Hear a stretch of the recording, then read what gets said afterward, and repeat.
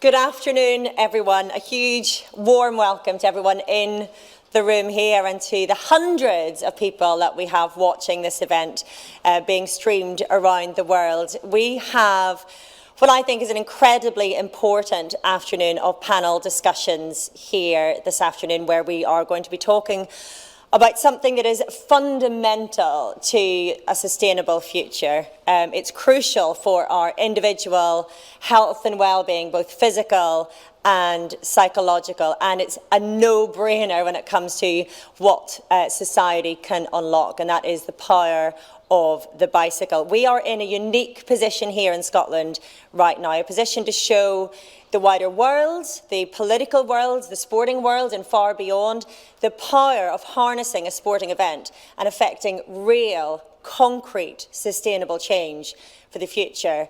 And that's because we're looking forward to the 2023 UCI Cycling World Championships, which will bring together for the very first time 13 World Championships into one, 13 cycling disciplines into the biggest cycling event that has ever been staged. And the plan is to use that as a catalyst for change here in Scotland and throughout Britain from 2019 to 2027. We want to make Scotland and Britain healthier, wealthier and greener, and to inspire nations to be able to do exactly that, to show them how it's done. The scale of the ambition cannot be underestimated. If it was easy, we wouldn't be here talking about it. And it's not underestimated by everyone who will be speaking here this afternoon. We will be addressing those challenges. We can't shy away from it, because otherwise we're just pretending. We want to make a change. We have to change attitudes. We have to change culture. We have to change political will a lot of the time. We have to change concrete things like road infrastructure. We have to change daily habits and mindsets. All of that takes concerted effort, will and focus. But it can be done. Our panel is comprised of people who passionately believe in the power of the bike. But we would like our discussion to not shy away from those challenges. And I invite each and every one of you sitting here in this room and watching online to bring those obstacles forward. We want to be able to address them. As a point of note, I live in Amsterdam. I moved there 3 years ago from London, so I bear daily witness to the power of the bike and the power of living in a society that is governed by bike, essentially. I see the difference it makes to a city in terms of traffic flow. I see a difference it makes to the people around me. I see a difference that it makes to community. I've never felt so connected to where I live because we all get around by bicycle, and we'll be able to go into all of this a little bit more. But it makes everyone healthier, happier, and it makes a city flow easily. And as I say, I'm a witness to that on a daily basis, and it's something that I passionately believe can happen elsewhere and should happen elsewhere. I should introduce myself, really. My name is Orla. I am the cycling presenter at Eurosport. I'm a journalist, podcaster, broadcaster. And I'll be hosting our two panel discussions this afternoon. We'll be hearing voices from the World Championship team, from British Cycling, the World Cycling Governing Body, the UCI, from campaigners, politicians, and from all of you, I hope as well, both in the room and online, because after our panel discussions, we will be opening the floor to questions and answers. So do get them in to us either physically or remotely. And between the two panel discussions, we will be hearing from one of the most powerful, informed, important, common sense voices on this matter, which I cannot wait for, Chris Boardman. Just a bit of housekeeping before we get underway. The fire exits are the main door behind you, where I saw there's one up here as well. We have evac chairs on every floor if anybody has difficulty. The muster point is the NCP car park on Mitchell Street. We don't have a fire drill planned this afternoon, so if you do hear the alarm, make your way to the fire exits and you'll be escorted out. Toilets are on the floors above and below, so the third and the fifth floors. Can you please all make sure your phones are on silent? I hope I've done mine. That would be embarrassing. And if you want to ask any questions, either in the room or remotely, then please do download the Slido app. Is that written up anywhere? S-L-I-D-O. That's your best way to ask questions. Obviously, if you're in the room, you can put your hand up when the time comes. We will have microphones circulating, but if you don't want to have your voice heard, that's another way to ask your questions.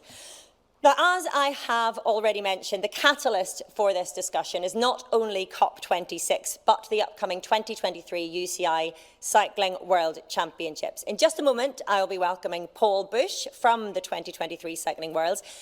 But to get us all in the mood for 2023 and to bring to life the vision for what will be the world's biggest ever cycling event, here's a short video.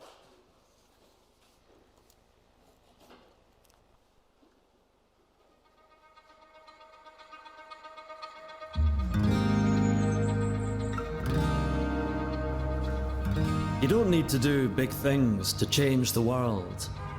All you need is a bike. It doesn't matter if you're popping to the shops, going to school or work, or just enjoying the open road. Bikes make us better.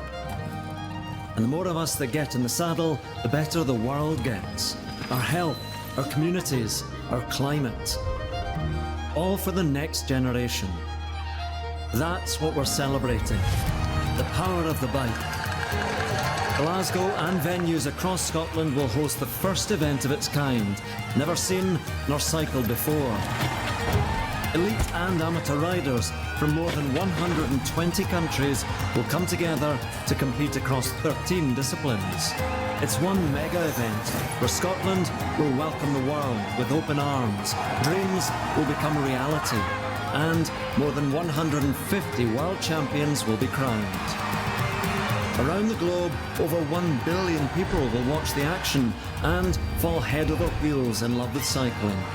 So don't just sit there, sit on a bike, and we'll show the world what we mean by the power of a bike. Join us on our journey to 2023. That's exciting, isn't it? Can't wait. So that's what we've got to look forward to in 18 months' time. But as I say, the hard work of harnessing the potential of that event to create sustainable development has already started and hopefully will continue long beyond the event. So to tell us a little bit more about that and to introduce our first session, we have Paul Bush, OBE, Chair of the 2023 Cycling Worlds.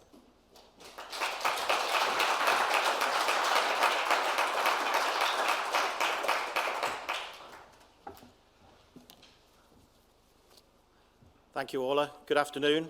A very warm welcome to everyone. My sincere thanks to Maree Todd, MSP, Minister for Public Health, Women's Health and Sport, for her time in attending today's important seminar. And as Orla said, this is a key milestone on our journey to the 2023 UCI Cycling World Championships. This journey started in Bangkok in 2018, and it builds upon Scotland's global track record of delivering some of the world's largest events on time and on budget. These events have formed part of our national event strategy, Scotland the Perfect Stage, and many of you here today and online will have fond memories of the events you can see on this slide. The 2023 UCI Cycling World Championships, as Orla said, will be Scotland's next mega event, and in my view, will be like nothing we've ever seen before. Being a world's first is yet again in partnership with the UCI and bringing to life the vision of the UCI President David Lepatier gives us, in this room, online, throughout Scotland, the UK and the rest of the world, a unique opportunity for innovative and pioneering delivery, alongside transformational societal change. Increasingly, social, cultural, environmental and community impacts are a very integral part of events delivery. And 2023 provides, in my view, the greatest opportunity Scotland has ever had in the events arena to take a tangible, lasting difference. We'll hear discussions later today about whether sport can be a catalyst for transformational change. It's a fascinating debate. And I'm looking forward to hearing the view of our panel of experts on this. My view is clear, that it can, and the wider array of examples shown here demonstrate what can be achieved through the power of the sport. The last 18 months during COVID have been fascinating. And I guess probably one of the greatest examples of that was Marcus Rashford, who you'll see on the screen. and the work that he's done in terms of young people and that campaign. But no event or project can be delivered without a collegiate partnership approach. I'd like to take this opportunity of offering my sincere personal thanks to all the partners involved to date. They've shown great confidence in investing in the vision for 2023, including the UCI, who are with us today, Glasgow City Council, British Cycling, UK Sport, and the Scottish Government as our principal funders. This event will be delivered as part of a One Team Scotland approach, and that gives us a great start in terms of the approach that we'll have across the nation and the buy-in across both the public partners but also against the third sector. And I'm very grateful for that array of partners who are supporting us on this journey. Without this approach, we cannot achieve our objectives of not only delivering on time and on budget, but a world-class event for athletes and fans. Ultimately, that's why we're doing the event. But also that global TV audience that will have the images of Scotland and Glasgow etched on their memories for the rest of their lives. It will also be incumbent on all of us to think big, push the barriers down, and ensure that we truly make a lasting and measurable impact. As many great leaders and innovators have said, ensure you make a difference every minute of every hour of every day. And in 22 months' time, we need to achieve that. Finally, my thanks to my fellow board directors for their ongoing support, and of course Trudy Lindblade, our CEO, and her team who are leading this work so professionally on a daily basis. I'm now delighted to welcome Trudy to the stage to give you some more detail on why this will be such a special event. Enjoy the rest of the seminar, and I'll see you later. Thank you.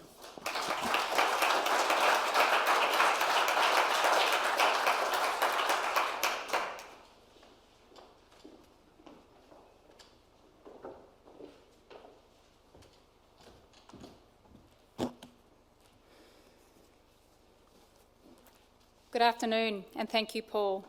I'd also like to extend a warm welcome to everyone here with us today in Glasgow on Transport Day at COP26. In particular, I'd like to welcome the Minister for Public Health, Women's Health and Sport, Ms Maree Todd, for joining us today, who'll shortly be providing the first of our keynote addresses.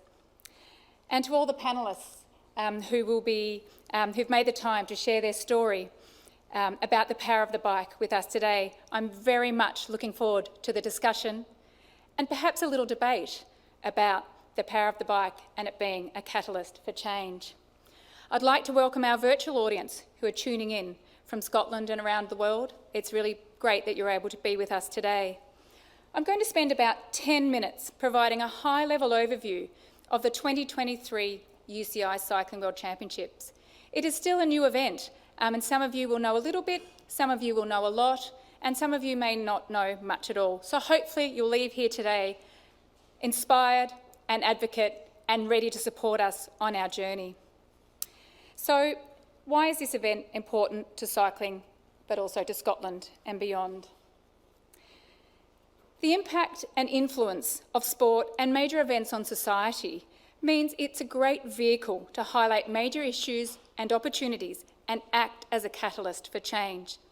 In the case of the 2023 UCI Cycling World Championships, by simply getting more people to ride bikes more often, we can effect transformational change across many areas of our society.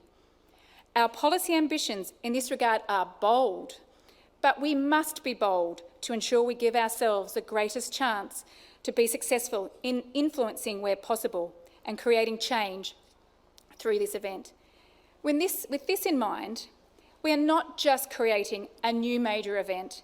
We have the opportunity to create, to plan and deliver an outstanding event for Scotland, the UCI and our partners, but with a purpose-led approach from its very inception.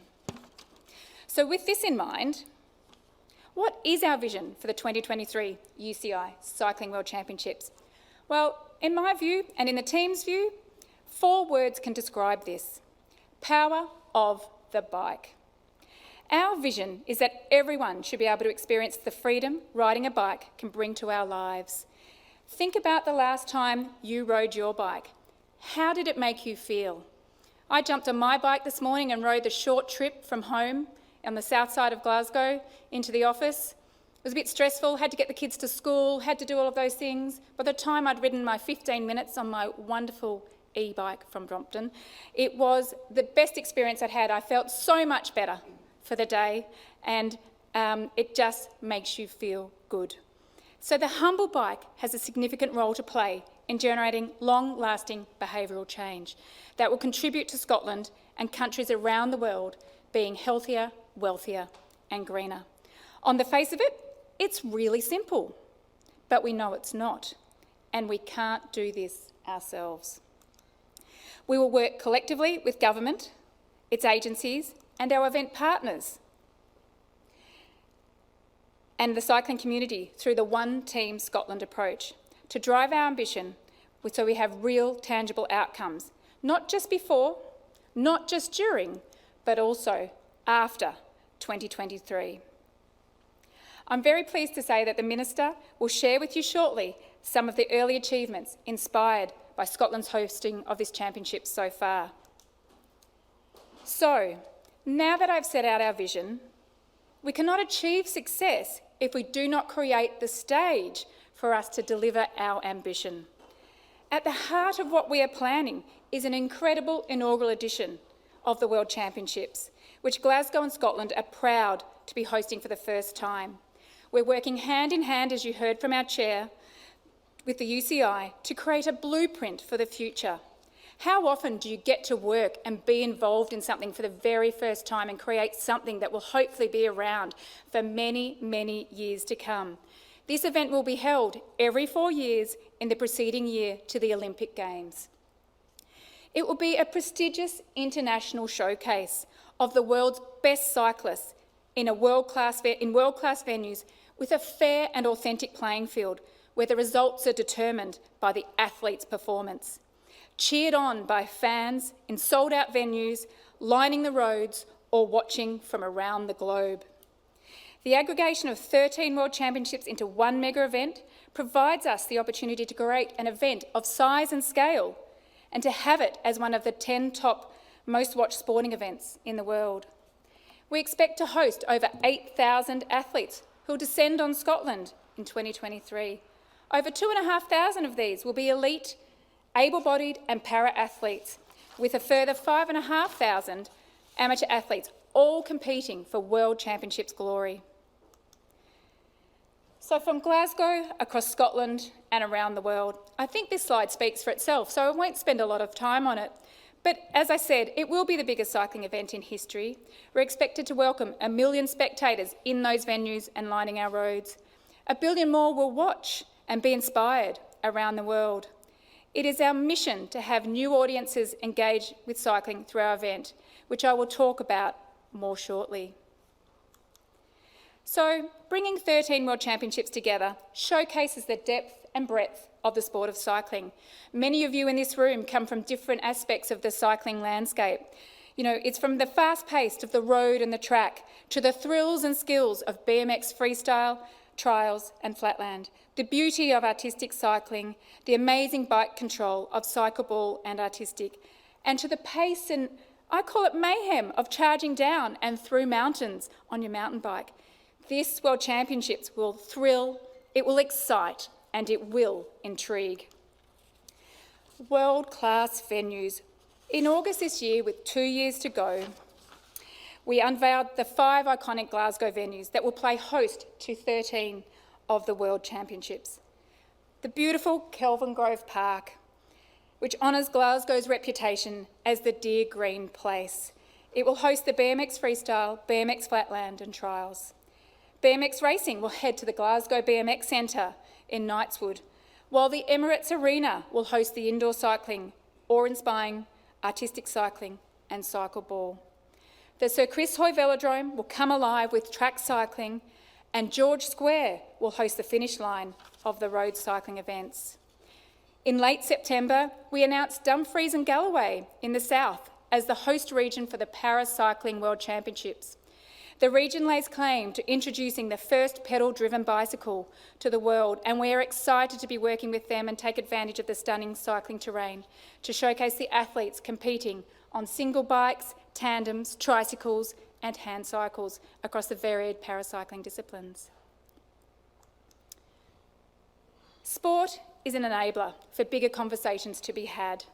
While our team here is to ensure a truly inclusive for everyone, to ensure we have the biggest impacts in the key areas, and we will focus our efforts to support specific challenges. Therefore, we'll be focusing on 3 key themes over the next 2 years. So if we think about people, when thinking about the impact of the power of the bike as it relates to people, we know there are a lot of barriers to getting people on bikes.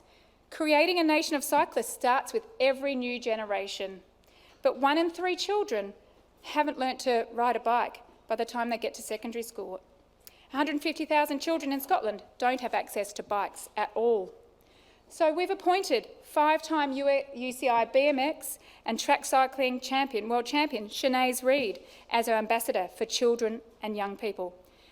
For those of you who know Chennaoui, know that she has a huge passion for mentoring disadvantaged children and will use her role to make sure children and young people feel part of this once-in-a-lifetime event, while also delving into the barriers that prevent them from or discourage them from riding bikes more often. Women represent over 50% of our population, but gender inequality does exist in cycling, with men twice as likely to use a bike for cycling. Only 12% of women cycle once a week, but 1 in every 3 women would like to cycle more, and I'm pleased to put my hand up in that final category. We will help to celebrate and support projects that help women to overcome the barriers to ride more often. We will prioritise teenage girls and mums, of which I'm one. I have 2 young boys at home, and finding time to ride the bike can be hard. But when I do, as I said earlier, gee, it feels good, and you need to experience the thrill of that to do it more often. These are 2 important lifestyle stages that we'd like to target. Cycling is for everyone, as we all know. Whether it be disability, race, disadvantage, gender identity, they shouldn't be a barrier to exercise or riding bikes, but sadly they can be. We hope to shine a light on this area and partner with government agencies and our event stakeholders such as British Cycling and Glasgow to implement some of these tangible outcomes. Scotland is a beautiful place for riding bikes. From vibrant towns and cities to beautiful coastlines, the world just doesn't know it yet, and people in Scotland haven't yet turned their interest into cycling into action. We want to ensure Scotland is a bucket list destination for cycling, and will work closely with Visit Scotland and our partners to promote cycle tourism options, from cycle-friendly hotels, advocating for safe places to ride, and encouraging legacy investments, all while ensuring responsible tourism. We're here today because it's COP26. The world is facing a climate crisis, and the bike can play a crucial role as being a vehicle for change. The championships will help encourage everyone to make positive commitments to clean air powered by pedals. The current campaign by Cycling UK, "This Machine Fights Climate Change," has really resonated with me, and it's been great to see the traction it's been getting not just in Scotland but around the world, including my home country of Australia. As an event, we aim to set the benchmark for world-leading sustainable events by implementing best practices and engaging with event delivery partners on sustainability objectives and setting standards for impact and how we measure that. But we need to be honest with ourselves. We don't have all the answers today, and I think those of you from other major events in this room would all agree with that. But we can work together to find solutions to how we solve that. We've formed an expert working group from the event stakeholders to shape our opportunities. We also have the benefit of being a first-time event. This gives us licence to be a little bit different. It gives us the opportunity to challenge the status quo and find ways to do things more efficiently and sustainability. However, while we have the opportunity to be innovative, it's important we do not reinvent the wheel and we learn to build upon what other major events are doing. Our strategy aims to reduce our emissions across all the events in impact areas, whether that be transport, energy, venues, how we source our food and beverage, and water. We'll work with our event delivery partners through reducing emissions through the value chain and capitalising on Scotland's world-leading circular economy. I'm pleased to confirm today that we are a signatory of the UN Sports Climate Action Framework. Alongside the UCI, we're the only cycling-specific organisations to make this pledge.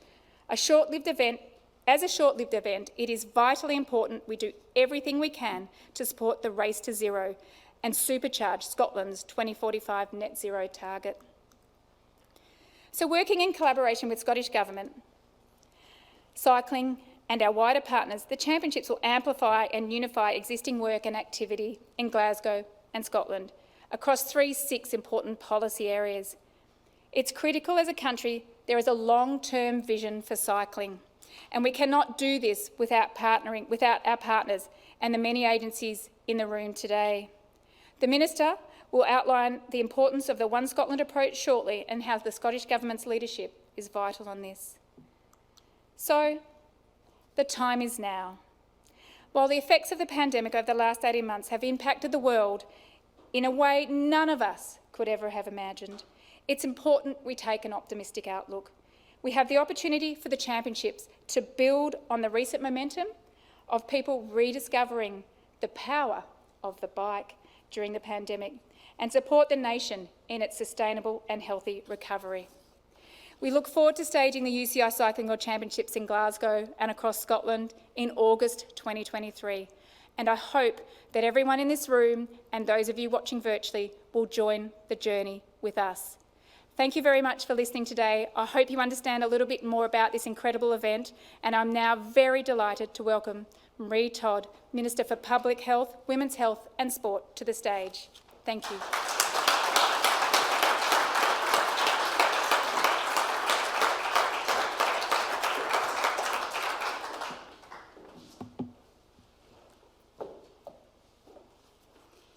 Thank you very much. Gosh, thanks. Good afternoon, everyone, and thank you, Paul and Trudy, for that lovely introduction. My name's Maree Todd, and I'm, as you know, Minister for Public Health, Women's Health and Sport, and I'm absolutely delighted to be here today to discuss how cycling has the potential to effect significant transformational change in our society. Thanks to the power that sport has to influence and inspire people in a way that very few other things can. Now, I'm passionate about sport and physical activity and the impact that it can have right across many areas of my government's agenda. It's a real honour for me to hold this portfolio, and I'm absolutely thrilled to be here to discuss ways that we can all work collectively to build a better world through sport. As Trudy set out, Scotland's going to host the first ever combined UCI Cycling World Championships in August 2023, bringing 13 championships together to create one mega event. The 2023 Cycling World Championships is a real opportunity for everyone, young or old, confident or wobbly, to start their own cycling journey.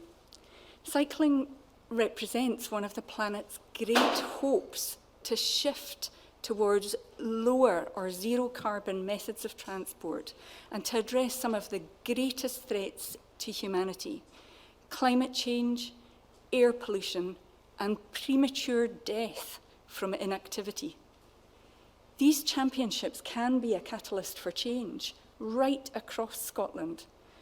Cycling undoubtedly contributes to many policy portfolios and priorities, and we are determined to utilise this event as a unique platform and opportunity. The Scottish Government is committed to embracing a One Team Scotland approach for cycling. A coordinated approach will ensure that the whole can be greater than the sum of the parts, and importantly, amplify and accelerate Scotland's ambition for cycling and celebrate the fantastic projects and initiatives that benefit our communities, our people, and our planet. We'll see the power of the bike in tackling environmental, health, and tourism barriers through supporting the development of world-class cycling through the championships itself, but also driving collaboration across key policy areas, including industry, tourism, participation, sport, events and transport. This event provides an incredible opportunity for Scotland to once again take its place on the world stage as the perfect stage for major events. It is particularly appropriate that we're meeting today during COP26, given the ambitions of the championships to deliver a policy-led event with lasting, widespread social impact and to secure a sustainable future for the event itself. During COP26, we're delivering an ambitious programme of events to advance our climate agenda and to showcase that Scotland is at the forefront of climate action. We want every person and every community in Scotland to play their part in contributing to this national effort. The 2023 UCI Cycling World Championships represent a fantastic opportunity for us to highlight the benefits of cycling as a means of active travel as well as a leisure pursuit. So in order to capitalise on this opportunity, it is vitally important that we improve access to bikes and remove barriers such as affordability and accessibility and ability. So, future generations deserve a more equal, just and fair future that leaves no one behind. Not only have children and young people played a significant role in getting climate change on the international agenda, but they will also face the greatest impacts of climate change over their lifetimes. In August 2021, we launched a group of pilot projects to provide free bikes for every child who can't afford one. And that was one of the Scottish Government's 100-day commitments following the Scottish Parliament elections in May. The benefits of increasing access to bikes for children are absolutely obvious. It ensures equality of opportunity in building life skills, confidence, independence, and embeds healthy and sustainable travel choices. Now, I'm pleased to say that we not only met that commitment by launching 6 pilots on the 17th of August to test delivery models and to inform the design of the national rollout, but we've also established a further 2 pilots since then, and we've awarded funding to another 2. So that means 10 pilots will run until August 2022. These pilots are taking place across a range of island, rural, and urban communities from Shetland to Dumfries and Galloway, with one of the pilots dedicated to the provision of adaptive bikes. This will help to bring more adaptive bikes into circulation and distribute them right across the other pilots to help to get them to the children who need them. We identified up to £3 million to support these initial pilot programmes, which will run for 12 months and benefit up to 3,000 children. We want to deliver lasting impact from the Cycling World Championships by inspiring new and existing cyclists to make cycling a way of life. Cycling's become increasingly popular in Scotland, fueled by the huge success of Scottish athletes performing on the world stage. The talent pool has grown, and this has inspired more people to take up cycling. We've also seen a record increase in the number of people participating in cycling during the COVID-19 pandemic. Now, building on the interest in cycling and the positive impact it has on health and well-being will help us to achieve our vision of an active Scotland where everyone benefits from sport and physical activity through active travel. Back in September, we announced the first 9 projects to receive investment from the £8 million Cycling Facilities Fund. Now, this significant investment in accessible community cycling facilities will be delivered over the next 2 years through a partnership between Scottish Cycling and Sport Scotland. This fund will be used to inspire the nation to cycle by developing accessible, inclusive and inspiring facilities. It was also designed to grow and develop club and community cycling through multidiscipline hubs with safe coaching and skills development areas. And lastly, it'll develop an events infrastructure by building or upgrading facilities capable of hosting local and regional events. Importantly, this investment will deliver a legacy from the championships for decades, and it will benefit local communities the length and breadth of Scotland. I'm also delighted to report we have almost every local authority in Scotland showing interest in the fund. Thus far, over 140 expressions of interest have been received, covering 30 out of the 32 local authority areas. COP26 is the world's best chance to deliver a global deal that supports the goals of the Paris Agreement and delivers lasting action towards a net zero and a climate resilient future in a way that is fair and just. We'll use Scotland's role in COP26 to help to secure a Glasgow agreement that sees all countries commit to taking the action needed to tackle the climate crisis.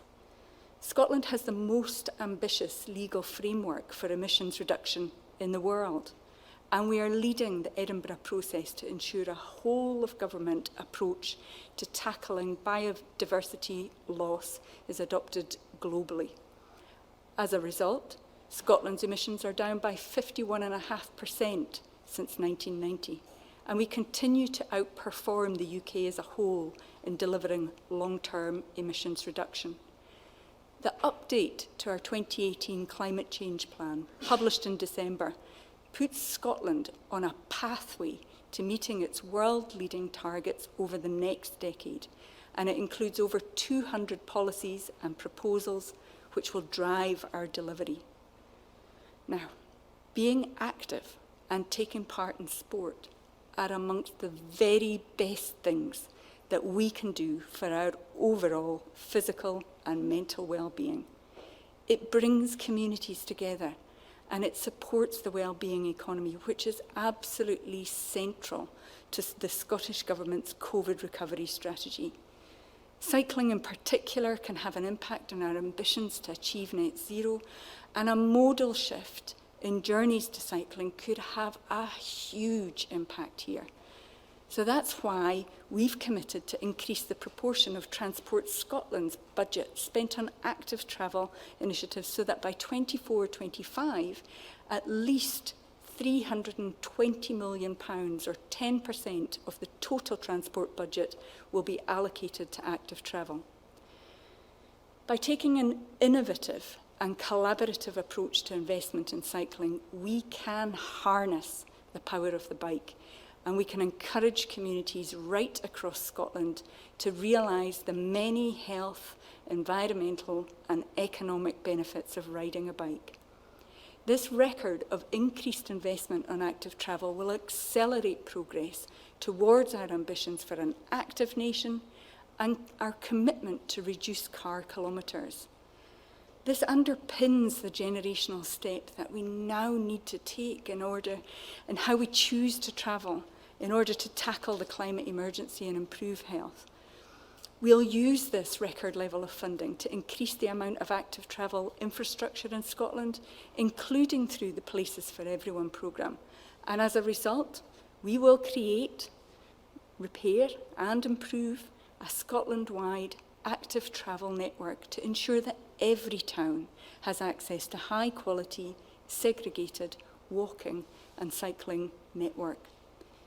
This increased investment will enable a national cycling network, improve cycle parking and greater access to bikes for all, including through the Free Bikes for Children pilot programme, bike libraries, e-bike loans and grants. So I hope you agree that we are making the importance of investment clear. Climate change and nature loss are the greatest threats facing people and our planet, and we are already seeing the impact here in Scotland. We must be ambitious in the face of climate change. It's an issue that affects all of us, and it is only with collective action that we can respond to it. The discussions today may be just a starting point for your own changing practice, but it's a hugely positive step that every delegate has taken to make sustainability a key principle that underpins your work. I'm very much looking forward to taking part in the panel today, and I love the idea of us talking about and discussing the power of sport for sustainable development. It's a topic I am passionate about. I know our partners are working on a number of exciting future developments to further encourage everyone to get behind the movement and to embrace the power of the bike. When Scotland plays host to the biggest cycling event the world has ever staged, I'm looking forward to working with all of you across the sporting sector to address climate change and sustainability in sport and our aspirations to become a more active, healthier and greener nation. Thank you.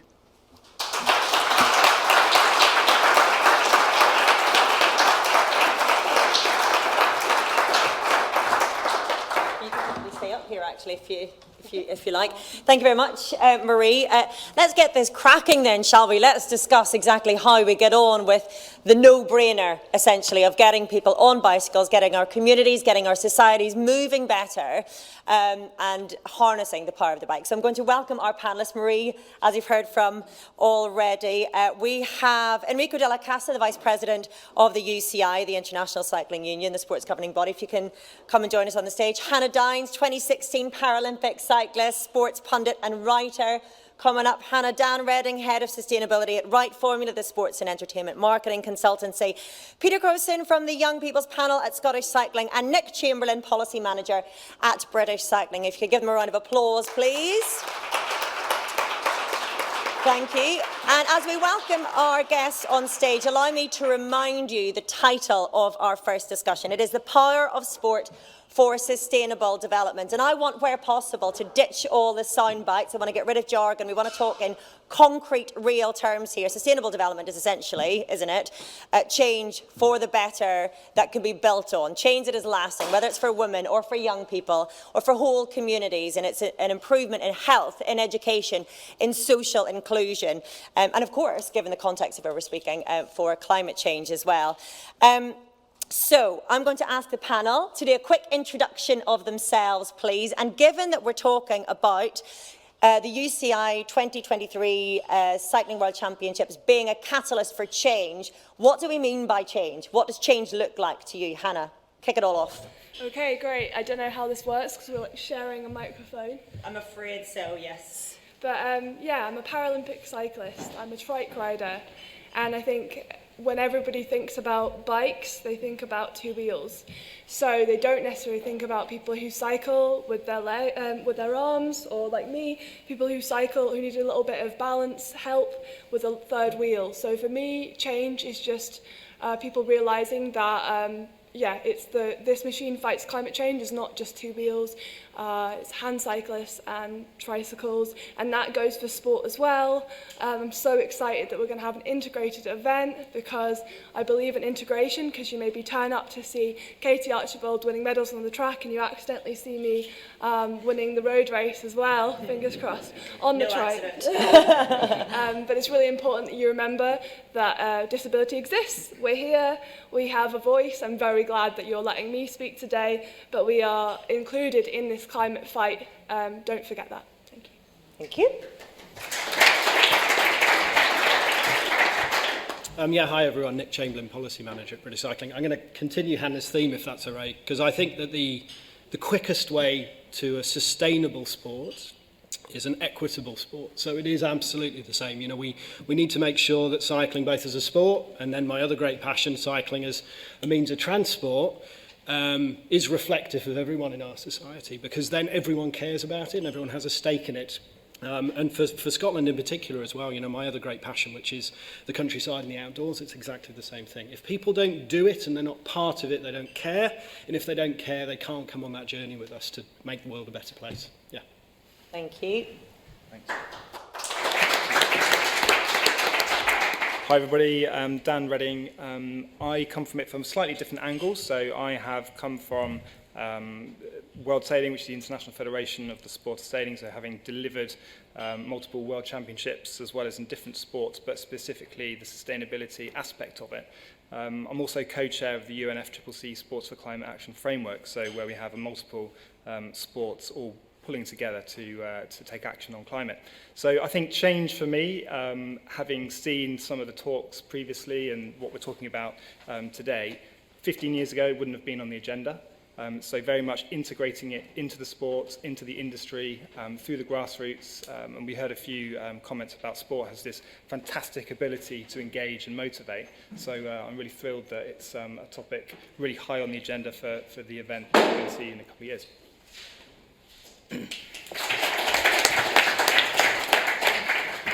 Hi everyone, I'm Pete. I'm here on behalf of Scottish Cycling's Young People's Panel. For me, change really means seeing more young people out on their bikes, whether that be cycling to school, in the skate park, or just in the streets on bikes. Cycling has had a profound impact on my life and so many other people I know. And the more kids we get cycling, the more people will get cycling, the more adults will get cycling, and the impact they'll have across society generally is massive. And so when we get more young people cycling, I think the change will be undeniably impressive. And so the infrastructure that needs to come along with that to ensure that more young people have the support they need to just go out and get a bike and ride it is the change I want to see.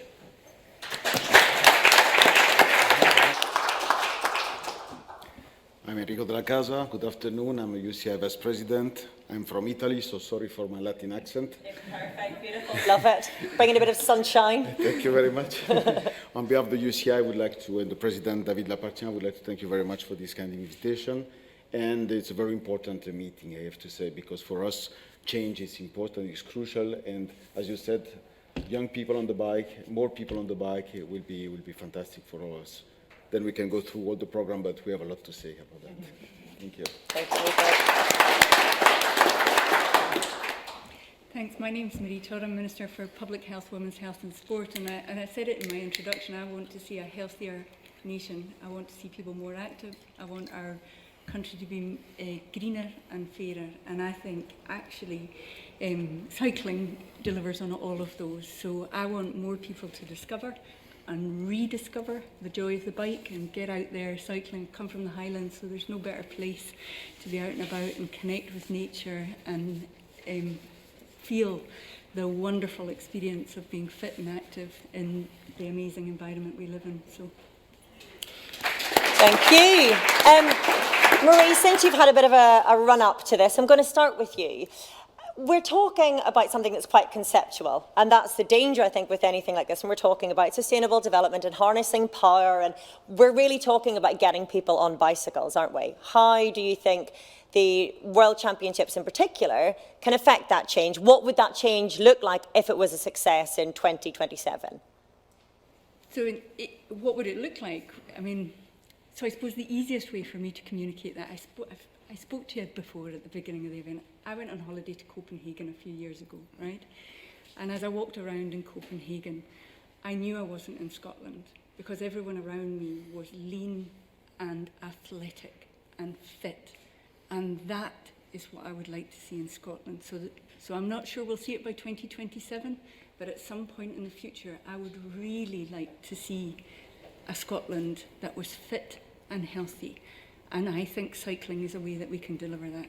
So that is absolutely the change that I would like to see. We're going to get into the obstacles to that, I guess, in a moment. But yeah, Enrico, you have a big enough job as it is when it comes to the 2023 World Championships. 13 disciplines together for the very first time. Why would the UCI then care as well about all of this? Why does it matter if Scotland, if Britain is able to then have a sustainable future because of it? How does it matter to you if more people here get on bikes? Does it matter? Well, of course it matters, yes, of course. 2023 will be, first of all, the biggest cycling event in the world. And the Scottish population will have the opportunity to see over 10 days, 13 World Championships, including paracycling and including some sports like indoor cycling, artistic cycling that are not very famous here in Scotland. So for sure, that will bring a lot to the Scottish population. And as you said, Mr., is very important, the health of the population. And in Copenhagen, you give a very good example in Copenhagen where all the people are biking. And that's very nice. That's very nice. And that's key, really, Peter. And I was nodding my head most of what you said at the start when you're talking about getting young people on bikes. That's what will make a difference. I live, as I say, in Amsterdam, where kids ride to school every single day, no question. And if kids are riding to school, if they're young, their parents are riding alongside them. If kids are cycling down to the park, parents are making sure they're with them as well. And it gets everybody moving together. What can get more young people on bikes here? What are the obstacles, I guess, is what I'm really asking. There's two main obstacles. The first one I briefly spoke about, and that was infrastructure. Physically having the skate parks so that kids can go after school and ride their bikes. Physically having the roads being in immaculate condition, so riding to school isn't scary with, with broken glass bottles and stuff on the side that could puncture your tyre and ruin your day. And like that. And the other side is the community support. So having other people around you who are also cyclists, who share the same ambitions and goals and ideas so that you're not alone in your mission, whether that be just, to cycle to work or to go out and have a sport and compete at an international level. Those two, when combined effectively, are very, very powerful and will allow this to happen. I guess the community aspect comes if more people ride their bikes, doesn't it? Because then you've got more support around you because everybody's doing the same thing, using the same machines. That generates an industry as well of local bike shops. So it's that comes naturally, doesn't it? Yeah, it's a self-sustaining loop, which only gets bigger and better with each iteration. And we're talking about something that is, as I say, quite lofty. Using a massive sporting event as a force for good. You have won awards for your work in sustainability before. You've worked, as you say, in sailing. You worked at London 2012. What examples are we looking at where this has been a success and where either a sport or sports people have managed to affect proper, real, tangible change? Yeah, I think there's a number of examples. If looking at London 2012, they had a tiny little logo you might have seen, which was inspired by.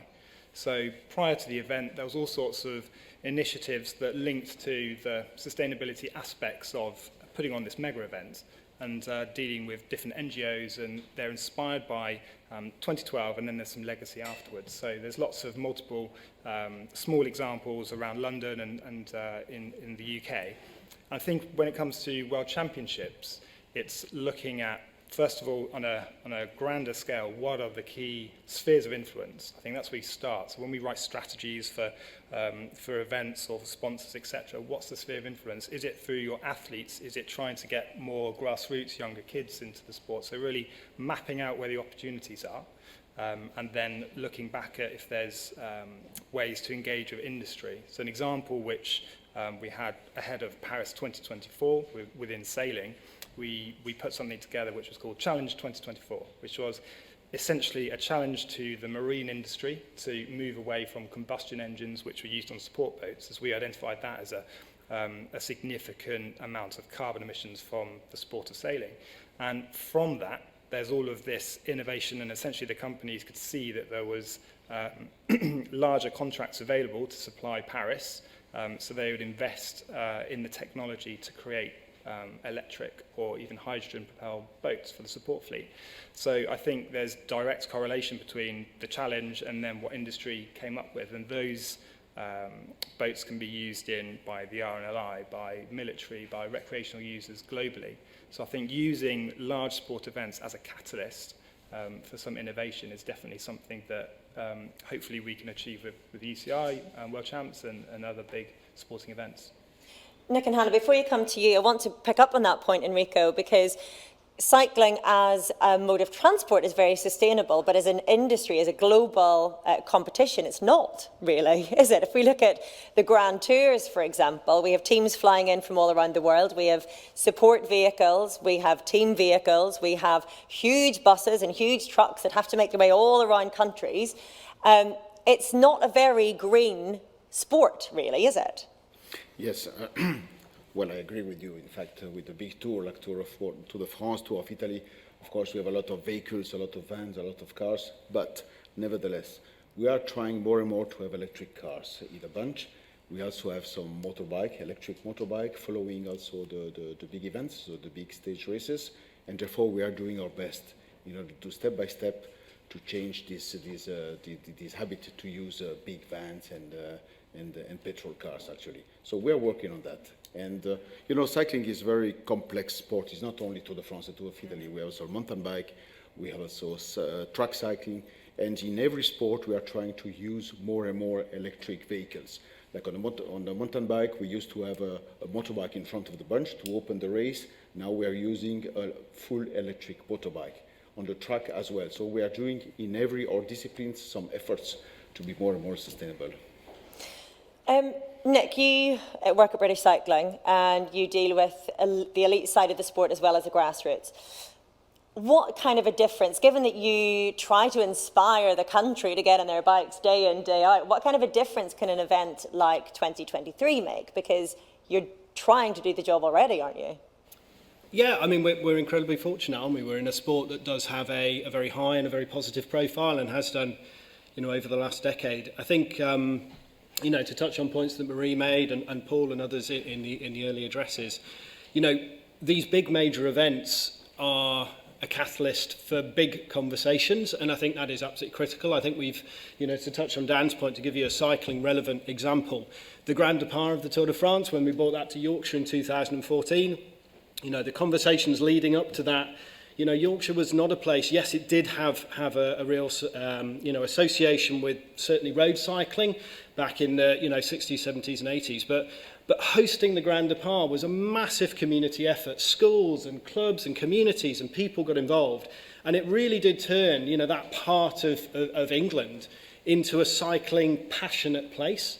You know, Scott, my boss, who's here in the audience with us today, and I were talking on the train on the way up today about how, you know, prior to the Grand Départ, one of the early things that Chris Boardman did with British Cycling was we went to the area where the Grand Départ was going to start in Leeds on the hedgerow, really busy, unpleasant, congested street. Prior to the Grand Départ, that's what it was, that was the reality, and we tried to reimagine that place as something it could look like.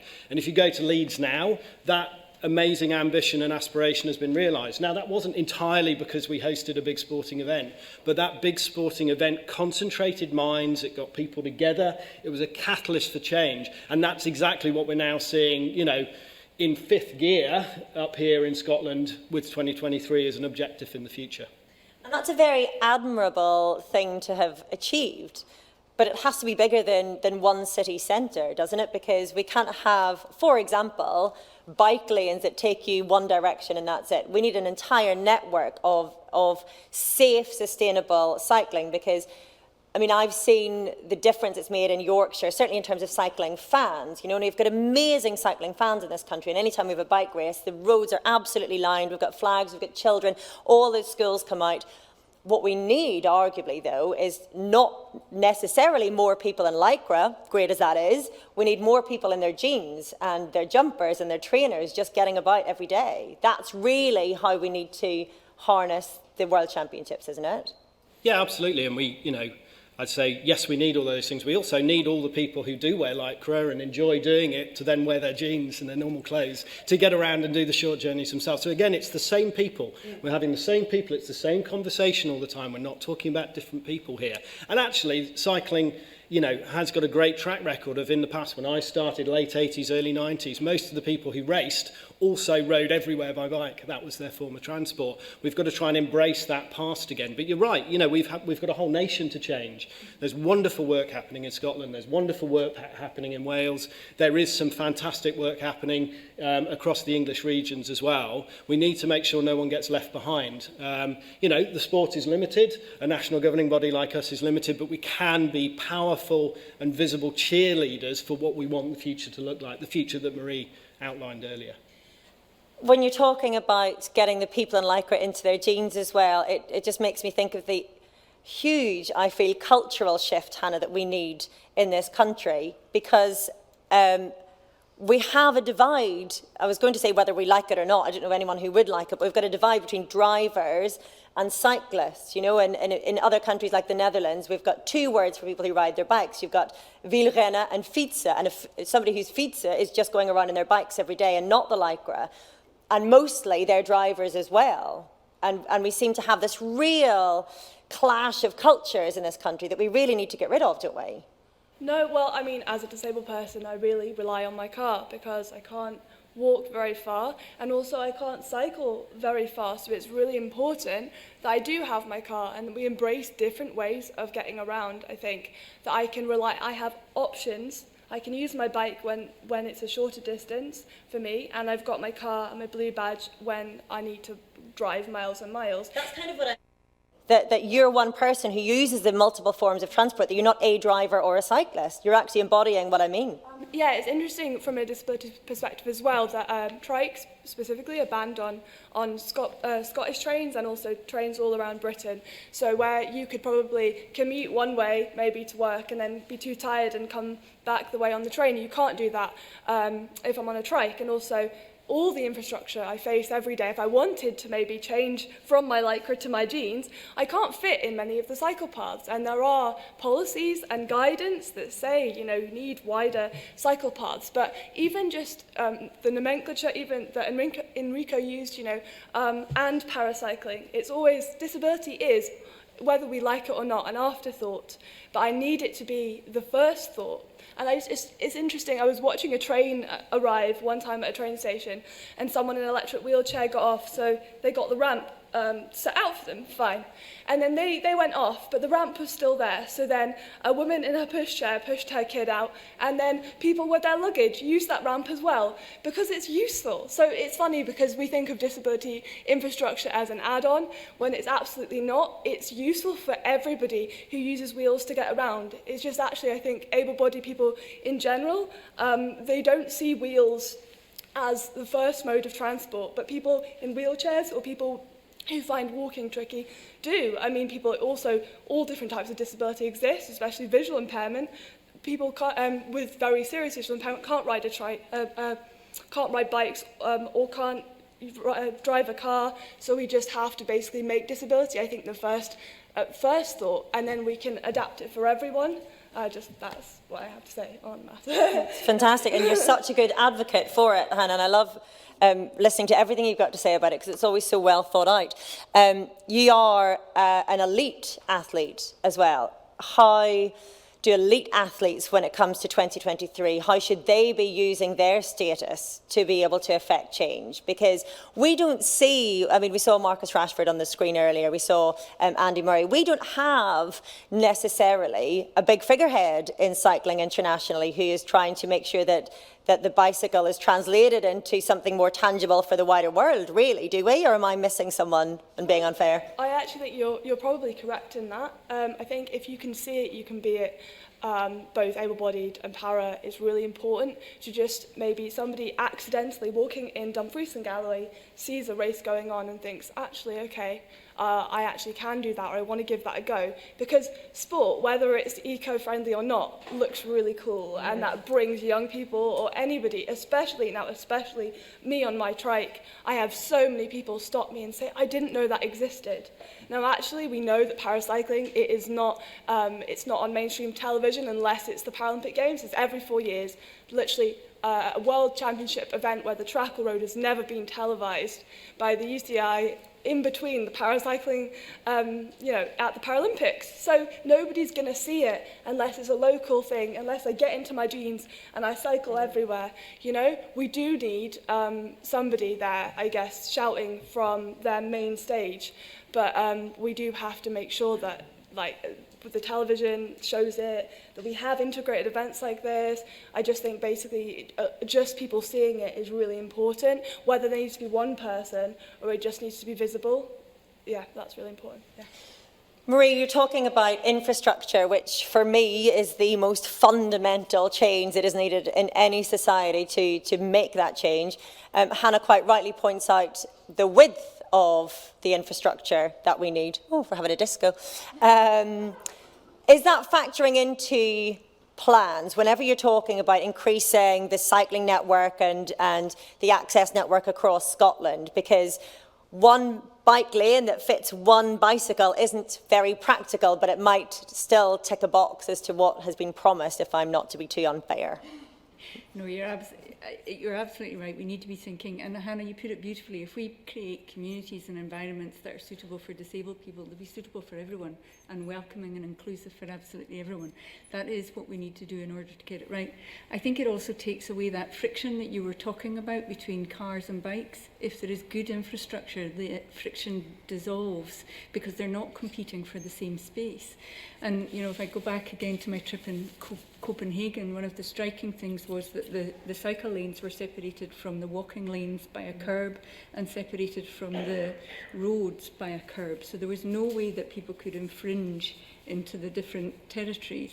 The cycle lane was wide enough for two to pass, including, you know, the big cargo bikes, which everybody was using there. And that meant there was no friction. I mean, I have cycled in Amsterdam as well as an amateur and a bumbling tourist. And I found that quite hard, actually, because people knew the rules and they were commuting and I was getting in their way. Whereas in Copenhagen, it can be quite rude. So Copenhagen seemed to have the infrastructure right so that different people of different abilities with different styles of bike could easily share the space. Now that's what we need to aspire to. You're right, though, that it often doesn't deliver. I mean, I've more recently been cycling a lot around Edinburgh, and some of the, I don't know if anyone else has tried to do that. It might just be me. I don't, you know, I'm not from Edinburgh, so navigating Edinburgh is always a bit of a challenge for me. But some of the cycle lanes just disappear as you're cycling along them. So we need to join these things up. They need to be suitable for all sorts of bikes. When I was younger, I had 3 children under 5, and I had a trailer, you know, that went on the back of my bike, which also needed that extra width to be able to access cycle lanes. And that, let me tell you, that was a bit tough on Strathpeffer and the hills. But yes, we need to be thoughtful about it. The other thing is, I mean, I was talking earlier about one of the paths that we're developing near where I live. And one of the beautiful things about that, it's a flat accessible path, which is really unusual in the Highlands. And one of the beautiful things about that is, as well as seeing people walking on it and cycling on it every day, regularly I see people in electric wheelchairs using it. It's one of the few places where people can independently get out into the fresh air where I live. These things are really important. I think, I mean, I'm not sure whether it's today or even over the next day or so, there will be a statement in Parliament from my colleague around planning, which will hopefully join these things up. We're trying hard to achieve 20-minute neighbourhoods so that people can easily access public services within walking or wheeling distance from where they live. And we're trying hard to make it more cohesive, but I agree, at the moment we're not quite there. I want to encourage you all to join in together, talk over the top of each other if you like. I want to get debate going here. And I want to talk about the obstacles to creating a bike society, because it's so obvious when you go to somewhere like Copenhagen or somewhere like Amsterdam that the simplest, quickest, cheapest way to get around and to not be stuck in traffic and to make yourself happy regardless of the weather is to ride a bloomin' bicycle. It is just obvious. So why are we having a discussion in 2021 when the bicycle is the most ancient form of wheeled transport? Why are we at a situation where we're having to fight obstacles? What are those obstacles? And if nobody jumps in, I'm going to pick on someone. So one of you take it for the team. Happy to go in as much as I love talking about this, so it's a real passion. I mean, you know, the difference between the Netherlands, Denmark, and a few other societies around the world is that they chose a different way of people moving around within their cities and their communities a long time ago. And that starts with political will. So political will starts with a society that wants to change, and I think we've got the burgeoning start of that, certainly in Scotland, and I hope across much of the rest of the UK. And then you need politicians to come along with sustained public investment. So it was absolutely fantastic to hear Maree talk about 10% of the transport budget soon to be spent on cycling and walking. We need that in the whole of this country, and we need it to be sustained so that local government in particular can plan, can build expertise, because we don't have that expertise in this country. And then we need a long-term future where that funding is locked in for a long, long time, be that a smaller local authority, be it Aberdeen or you know, Cornwall down in the southwest. But we chose in this country a car-centric culture. That was our choice post-Second World War in particular, and earlier to that. And that's fine, that was a choice. And the private car has brought incredible benefits. It's brought incredible benefits, but it's gone too far. So we've got to wind back on basically 50 years of a car-dependent society, and we've got to unpick it, and that's hard. But this, again, the old adage in this world, when should you start? Well, you should have started, 10 years ago. But we've got to start now, and that's key. And it is wonderful, and we are seeing that change in the UK. That's my view, anyway. And it's a really important one. I would amend ever so slightly, in my opinion, when you say that Denmark or the Netherlands chose. Certainly the Netherlands, they were forced. They were forced by the will of the people because there were too many children being killed in road traffic accidents. And so parents took to the streets and demanded that the streets were taken back again for the people, because it was also a society that was well down that road of being car-centric. And I look at a street very near me, which in the 60s was covered in cars, 60s and 70s. And now it's only for bicycles and mobility scooters and wheelchairs. And it's the most wonderful place to move around. And I would also say that this is often a problem with this discussion where we say the car has brought many benefits. Actually, opening our roads to bicycles means more room for cars because there are fewer people around you who are stuck in traffic, so you can move more freely.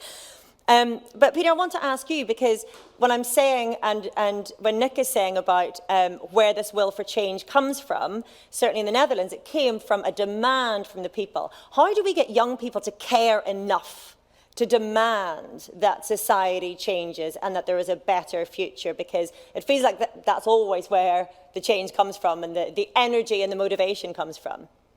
Yeah, well, I mean, we saw on last Friday and Saturday at the protests that young people are a very booming and vocal voice. Do you feel listened to, though? Sometimes. It really depends what the matter is. And but when we are heard, it's a very, very good feeling, because, yeah, young people have just a want to do stuff, and when we are given an opportunity, when there is something to do, we will do it. We've got the most free time out of anyone, and when we use that as a tool for progressive and important stuff like cycling, which improves mental and physical health, gets and just sets up their life in positive ways, it's just fundamental to society, if that makes sense. Absolutely. Is there enough fire in the collective belly right now to have young people demanding this as part of their change? Because, I mean, it's as old as time. Young people will always demand better futures and a change for the future. How do we get cycling to rank high enough in that priority list? You very simply just give opportunities to young people. You get, like the initiative to give more young people and people in impoverished situations the chance to ride a bike. you make that more accessible. You have more after-school cycling clubs. You have, more things for kids to do on bikes. And as that situation arises, and as there are more things for kids to do on bikes, then everything will start to shift. Without the opportunity to do something, if there's nowhere to go on a bike, or it's hard to get a bike, especially if you're disabled or anything like that, then that change won't happen. Enrico, Dan, Hannah, what are the biggest obstacles, would you say, to affecting change that should be obvious? Infrastructure, talking about infrastructure, in fact, Isabella from the UCI development manager will actually develop the UCI Bike City label, which is a label that will be developed by Isabella in the next panel that will explain you about what UCI is doing about infrastructures. And I totally agree with you, Hannah, that we need to be more attentive to the obstacles that may actually create you problems.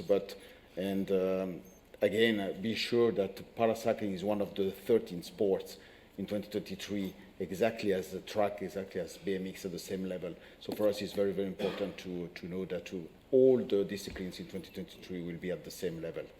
And talking about bicycles, you know that UCI have a solidarity program, and we are distributing a lot of bikes around the world. You know that 201 federations, national federations, are affiliated at the UCI, and we have a very strong solidarity program to distribute bikes everywhere, not only Europe, but also in Africa, Asia, America, and Oceania. And that's a key point for the UCI. To just deliver bikes, just have a bike, and the young kids will come and do our sport. Accessibility. Dan, you were going to jump on the mic there. Yeah, I think there's a couple of points to pick up on. I think absolutely, and some parallels to some extent with other sports where you've got a potential barrier, which is equipment costs. So obviously the Solidarity Programme helps in different countries, but focusing back on the UK or Scotland in particular, how can club infrastructure help with that, or giving opportunities to others? Then you've got essentially the training to get on the bike, and after school clubs, absolutely, and getting young people into the sport. We benefited from a young lady that you might know called Greta Thunberg, who decided to sail across to go to a previous COP that didn't end up happening there. But actually the interest in sailing from the younger generation when it was promoted as a sustainable method of transport was quite interesting. So, I mean, I'm pretty sure I know she's in town, so get her on a bike. Get her on a bike, get Greta on a bike, that should be the hashtag. Hannah, other than accessibility, what are the other obstacles? Yeah, I was trying to think, I was listening to everyone speak, and they've raised some really important points. I think nobody, I mean, I'm the token disabled person here. I'm sure everyone has probably their own experience with difference. So I'm going to harp on about it, but disabled people know about barriers, right? That's not, logistics, barriers, things not fitting yet, things needing to maneuver around things. And I think that what needs to change is just we need more disabled people, physical disabilities, but also invisible disabilities, on panels, thinking their way, like giving their brain power to things. It's interesting you asked, Peter, what can young people do? But also, young people actually don't drive. So I just think the grown-ups in charge, the people with power, need to make actual change. Recently, because of maybe COVID, some rapid infrastructure was put up in Glasgow, nearby where I live. It's called armadillos. Basically, they made a cycle path, not out of paint, but with these kind of metal blobs that stick out. And they made it really narrow in some parts. So you were kind of locked into the cycle lane by these blobs and then it would got narrower and narrower and narrower. And I was physically stuck in that cycle path, unable to get out. My other wheel then was bashing off the side. And it was just, it was a terrible experience. So I obviously contacted my local council, and they said, we know that we went under the 1.2 metre guidelines, but because you're an elite athlete, you're good at manoeuvring around obstacles, so it's fine. We're not going to change it. It's still not changed. So I don't know. The obstacle for me really is actually being heard when you actually do the work, I don't know what else I can do. Personally, I'm very vocal and very visible, so I just need somebody to actually listen and do something about it practically in our local neighbourhoods, you know, first. Luckily, we have an MSP here. Maree, council decisions aren't within your remit, but how do you feel when you hear something like that? Because that does fall underneath your purview, really. Absolutely. I mean, I feel your pain. I share it, actually. I would say one of the things I say on a very regular basis is that I spend a lot of my time, preaching to the converted. I would say that everybody in this room is absolutely committed to active transport and passionate about it, and you all get it.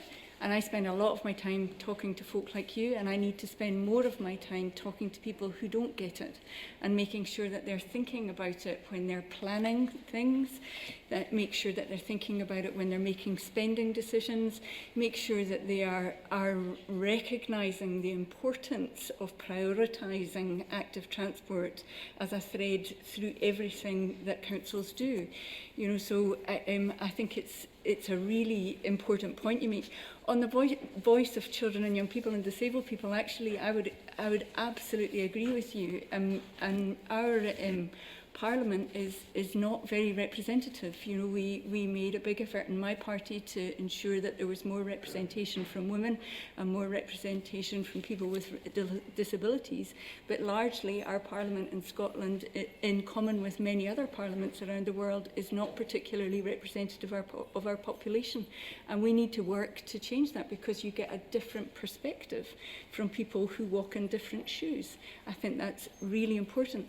On the children and young people point, I was Minister for Children and Young People, and I'm absolutely passionate about making sure that their voice is heard, and their voice is heard not as a token checklist at the end, as you alluded to, Hannah, but at the beginning, at the planning stage, so that we build communities and hear the voice of children and young people and empower them. In that, I think it's, you know, we're making lots of efforts in the Scottish Government to do that. You'll see in COP26 we funded the young people's discussion forum. So I think these are really, really important things. It is hard to undo. These are cultural challenges that it's hard to undo.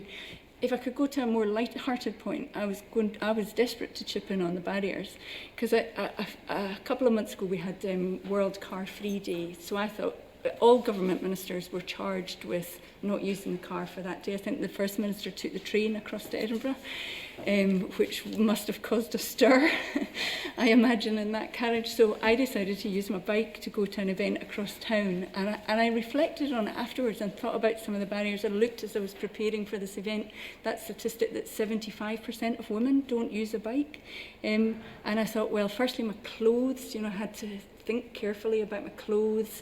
I arrived a little bit late, so navigating an unfamiliar territory, you know, I was using it for work, so I arrived a little bit late, wild-haired, and quite sweaty. But then I thought, if I, as Minister for Sport, can't do that and can't challenge that, who can? But there are lots of reasons why women won't be getting on bikes, and there's a cultural shift that needs to be achieved to enable that to happen.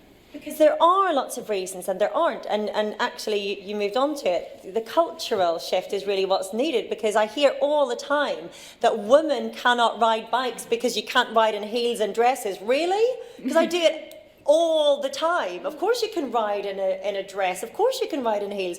In the Netherlands, Queen Maxima rides around on a bicycle to every engagement, and she turns up looking as glamorous as you would imagine a head of state would. And I find that sometimes we maybe create barriers, and we have enough to deal with. Maybe we don't need to add them on top. And one I wanted to mention, which isn't quite so lighthearted, but feels very relevant here at COP26, and I don't know if anybody has anything to offer on this, but one of the big barriers surely is the motor industry. And if we look at, there were a lot of questions that I received in my social media, and probably others as well, was, are there any discussions about transport at COP26 that aren't around e-vehicles, for example. And that is where an awful lot of the discussion is, and that is entirely relevant.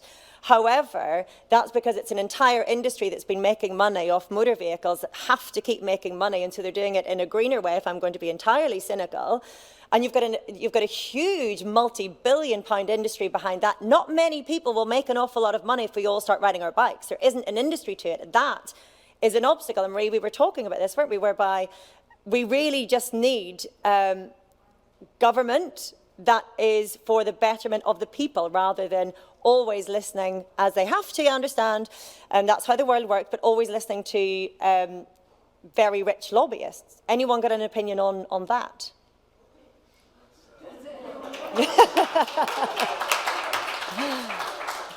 I think in the halls over there's a few sort of similar kind of debates, and you know, we saw sort of Formula E present, and there's a lot of EV kind of rhetoric. I think there's lots of corporates who are committing to race to zero, and actually when you talk about what influence they have over obviously kind of business travel, etc., but if there's infrastructure in place at a work level, just to be able to go into work, ride your bike, put it somewhere, then I think actually that's a sort of fairly easy way that a corporate can reduce at least staff commuting travel. So and that's, pick your bike. yeah, and a shower and all that kind of thing. And it's actually just, you know, that is, it's measurable. It's a reduction in CO2 emissions, and actually that is probably, I would class as an easy, quick win. So I think if that's not on the agendas, and obviously there's policy in some areas, but that's something that more companies need to support and then possibly invest in wider infrastructure in the community. Again, I'm going to play devil's advocate here, because showers are another thing that everybody says we absolutely need to be able to encourage more people to ride their bicycles. Nobody has a shower when they turn up to work in the Netherlands, because we're not going that fast. You just pootle along, you're on a commute bike, you're in your work clothes, everyone invests in proper rain gear. And I can understand why corporations would say that's too much of an investment to give over, you know, 3 offices or whatever to proper facilities. And then people who would like to ride their bikes think, that's going to take me another half an hour, especially women. We've got to do our hair, we've got to do our makeup. That's going to take me extra time.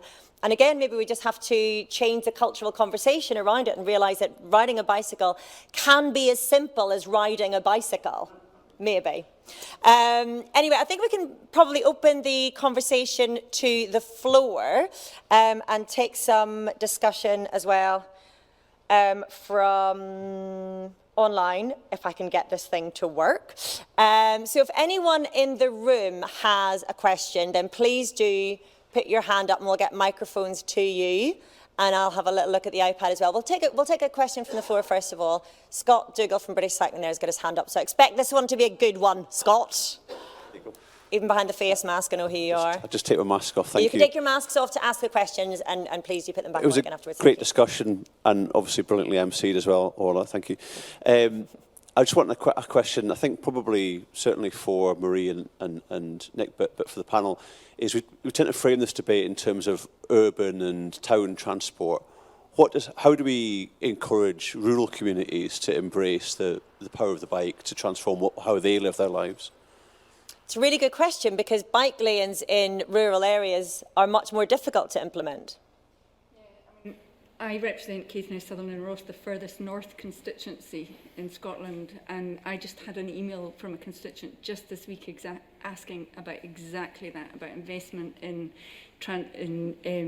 active travel infrastructure in the Highlands and Islands.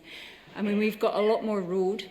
I think the barriers are different. So in my house at home in Strathpeffer, I have somewhere to store my bike, which is a challenge in the flat in Edinburgh. But when I go out cycling, if I cycle through to the next village, it's a 60-mile-an-hour road. It's quite a narrow track, and I've got to be in amongst the traffic. And you know, that wonderful aim of getting off-road cycling tracks all the way through the Highlands and Islands. You know, there's some really good national infrastructure. Over the course of October, the October recess, I did some cycling down the side of the Caledonian Canal. There's some brilliant infrastructure there, but we're not quite able to use our bikes for every journey. And it's not that everyone could. You know, the distances are greater, so the next village along from me is 5 miles, and not everyone could cycle 10 miles round trip. But a lot of people would if we made it easy for them. The hills is the other barrier at home. But actually lots and lots of older people at home have e-bikes, and you see them out on their bikes, enjoy, the joy of the bike is still accessible to people because of that technology. It wouldn't be possible, for many of them to participate because the hills are just a big barrier.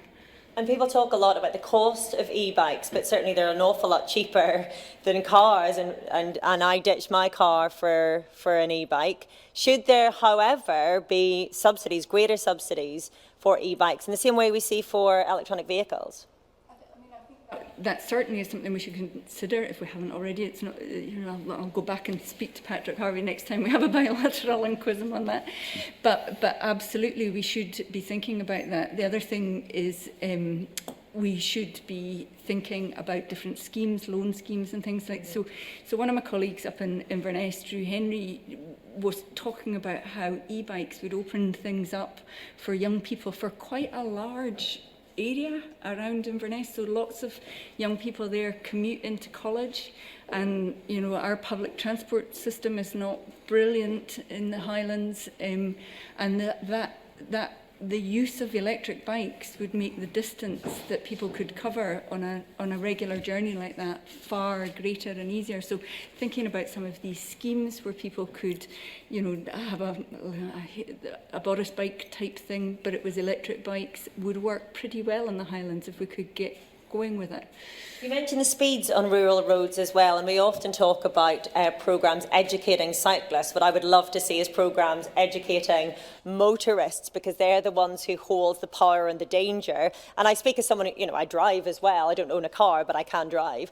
But who should take responsibility for that? Who should be educating motorists about the need to be cautious and mindful of people riding bicycles? Is that a national governing body thing? Is that a government thing? Is that an international governing body? Where should that be coming from, other than to say from everyone, obviously? But who's going to step up to that? I'll be brief because I'm really interested to get Hannah's view on this as well. But I think it starts as a government thing, and we are seeing something that is truly UK national at the moment. So there was a big consultation last year on changes to the Highway Code, which of itself doesn't change anything, but I think there's been some amazing work by colleagues right across the industry, particularly wonderful Roger Geffen at Cycling UK in my world, and Joe Irvin ex of Living Streets in particular, to do some work on this. So those changes are going through, and that's going to be UK wide, which is fantastic. It is only language, but it starts to change the language, and it is around changing language so that those people with the most potential to do harm have the greatest level of responsibility on our roads. And that includes people cycling. So we, as people who cycle, have a greater level of responsibility for the safety of people who are walking or wheeling or other pedestrian users. So I think that language that we use, again, that is more common, not fixed by any means, but is more common in other parts of the world, is critical. So those highway code changes will be critical. The way in which they land and the language that we use and the way in which we explain these changes to society is huge. Sorry, I'll shut up because I'd be fascinated to hear what you've got to say. Well, it's interesting, people treat me really... drivers treat me really kindly on the trike because I'm an oddity, really, and they always slow down and take a lot of time. But I've done a lot of group cycling, and everybody I ride in clubs with are always so cross because they're like, why do they treat you better? Why is it? And I guess because I'm slower, maybe, or because they see that I'm disabled and it's actually going to be more dangerous. But I think, as a driver as well, as soon as I'm a cyclist and a driver, so I'm therefore very cautious of overtaking cyclists, for example, and also people on different machines at all. That's one thing, but we definitely need to, we need to make sure that the 2 metre distance that cars overtake is enforced. Like, I'm really for enforcing dangerous drivers. I've got, teammates and women in the UK especially, like elite athletes being killed by lorries and stuff, and you just, as a sports person, you don't want to hear that your teammate's being killed just because she trains all the time on the road. I'm a road cyclist specifically, so I train with buses all the time, I train on the road, and because we train loads of miles, there's loads of driving that I've seen, and although I'm treated better, I really have had loads of close shaves all the time, and it's just, we really need to enforce bad driving. Yeah, there are the ones that do cycle and they understand, but there are also ones that hate cyclists. I know there's a lot of hate for cyclists, and obviously there is a lot of hate, and how we say that is, no, you can't try and kill people. That's not allowed. That's against the law. And how we're going to, enforce that law is for like the police just to say, no, okay, that was a very close pass. You could have killed that person. And, speed awareness courses, I'm sure everyone's done this, 1 or 2 or whatever. But I think we need close pass awareness, because we need to say, like, actually, this is how many deaths, this is what happened to this cyclist. As a paracyclist, how many cyclists get hit by cars and become paracyclists? Loads, most of them.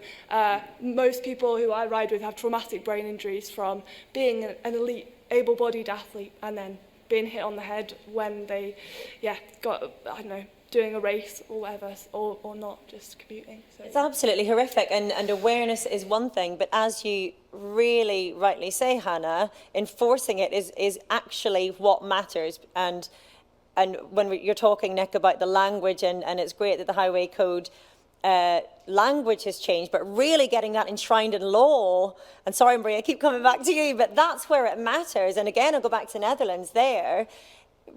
The most powerful road user is taken to be responsible in a road traffic collision, regardless of who's at fault. So if you're driving a car, you have to prove that you weren't at fault. Same if you're a cyclist and you hit a pedestrian. Whoever is the most vulnerable on the road is the one who's protected first. That makes a huge difference, because it means that you'll be hit in the pocket with insurance, or you could be hit legally. So how far are we from making that something that can be enshrined in law? And obviously this isn't your responsibility solely, but are we looking at that being a possibility, do you think, in our lifetime even? Well, if I remember rightly, we certainly did look at that in the last Parliament. I'm not sure how far it got or why it didn't proceed, but certainly that is something that all legislatures are looking at. I mean, the law is kind of your last resort, though. What you want to do is create an environment where cyclists and vehicles and pedestrians aren't fighting for the same space, and where accidents are less likely. There's an awful lot in road design that reduces accidents. There's an awful lot in road design that reduces accidents in cars. I'm pretty sure building it in is more effective than punishing people afterwards. It generally is, as a strategy. And there will be more than one answer to it. There'll be cultural shifts. I mean, I think there are cultural shifts coming. I mean, I feel we're at a particular moment in time where we're recognising the climate challenge. We know we have to change our behaviour. We are just coming out of a pandemic where people who were obese were more vulnerable to that illness than the rest of the population. There's a real urgency around getting people fit and active and healthy. There's some behavioural change that occurred because of the pandemic. Nobody could get a hold of a bike at one point in the pandemic. So there's a real opportunity for changing behaviour and changing culture at this moment in time. And, that's why this event is coming at the perfect moment to help us to capitalise and make that difference. But I think it will be more complex than just changing the law. I'm not against changing the law. The other thing is that's a slow way to do it. Maybe quicker than infrastructure, though, but yeah, I guess the two together. They did overnight change the infrastructure during the pandemic, and I know that didn't work everywhere, and there wasn't enough consultation in some areas, so it wasn't considered palatable. But one of the things that happened during the pandemic is people came together and did things that they thought were impossible, that actually were impossible.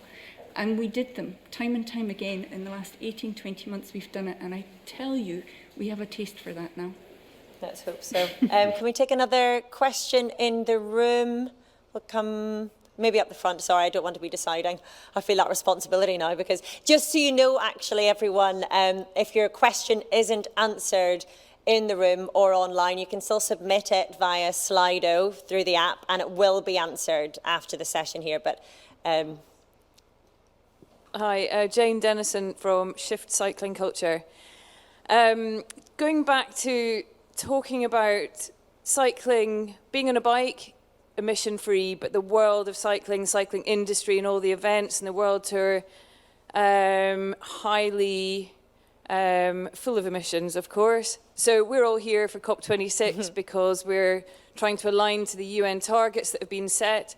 We need to reduce emissions by 50% by 2030. How do we make sure that this event, the UCI World Championships 2023 here, is aligning to those? The only way to do it is to actually measure and set real plans to reduce.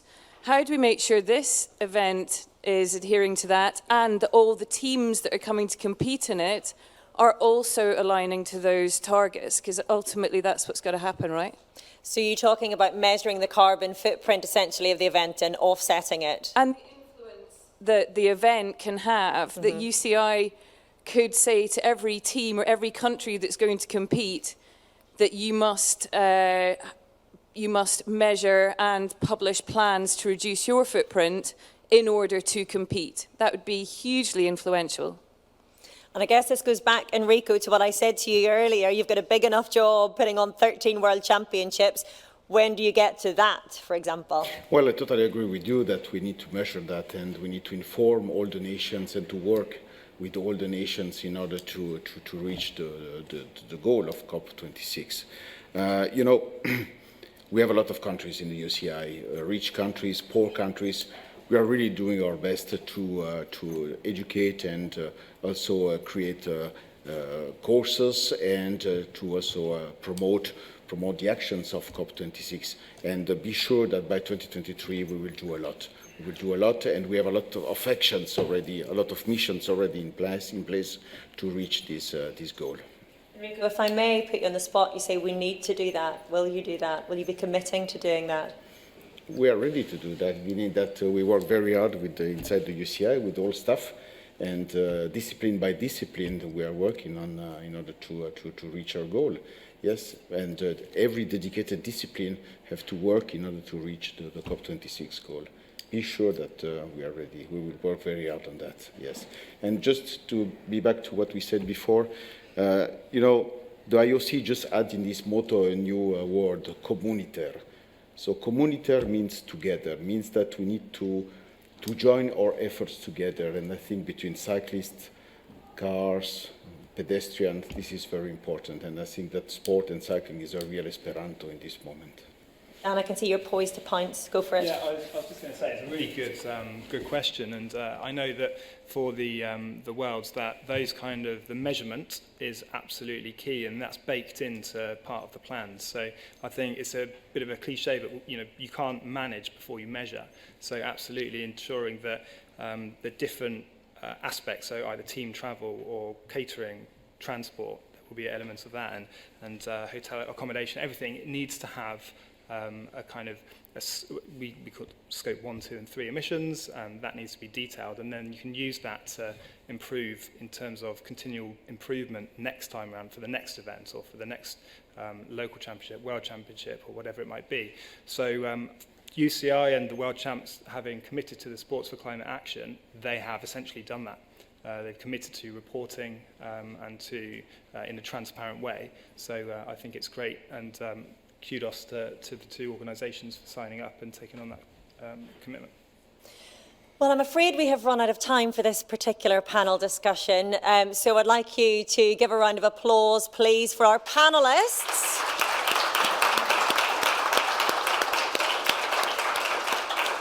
Who not only came to answer our questions, but allowed themselves to be put on the spot. And I very much appreciate that, because I think it's important that we face up to particular challenges. I'll probably ask you to leave the stage now, if that's okay, if you want to put on your face mask, because we're going to continue quite rapidly. As I said, if you had a burning question and it didn't get answered, then please do submit it via the app, the Slido app, and we will get them answered. Thank you. Yeah.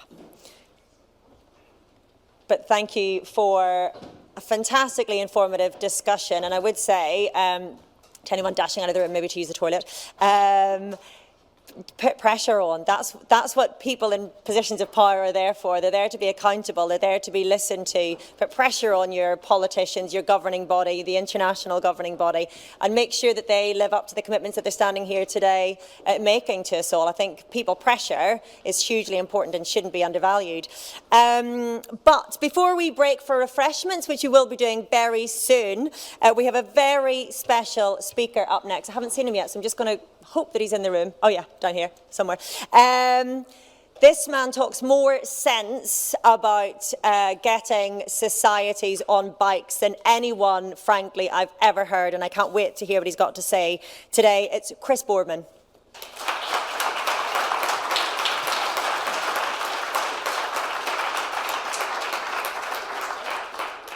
Hi, Orla. Thank you very much. Good evening.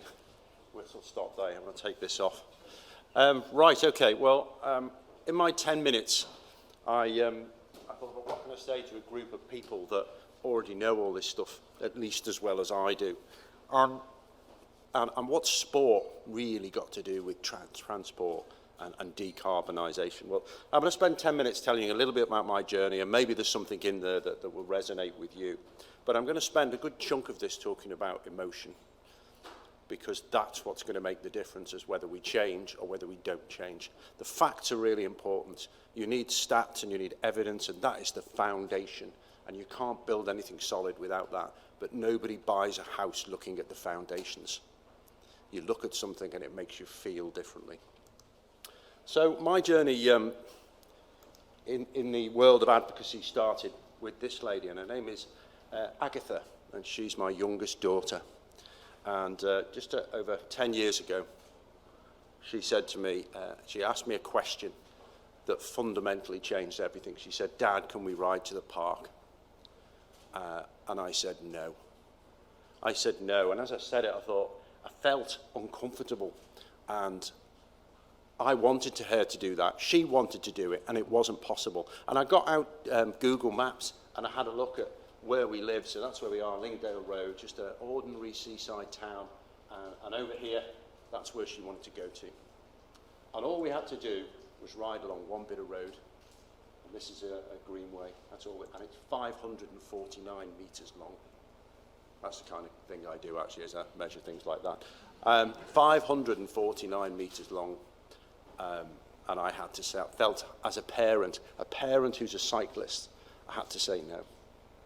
And that's what started me off, really. That was the moment when I started to get passionate about this. And I found myself at the London Olympic Games working on the BBC side of things, but also with the team.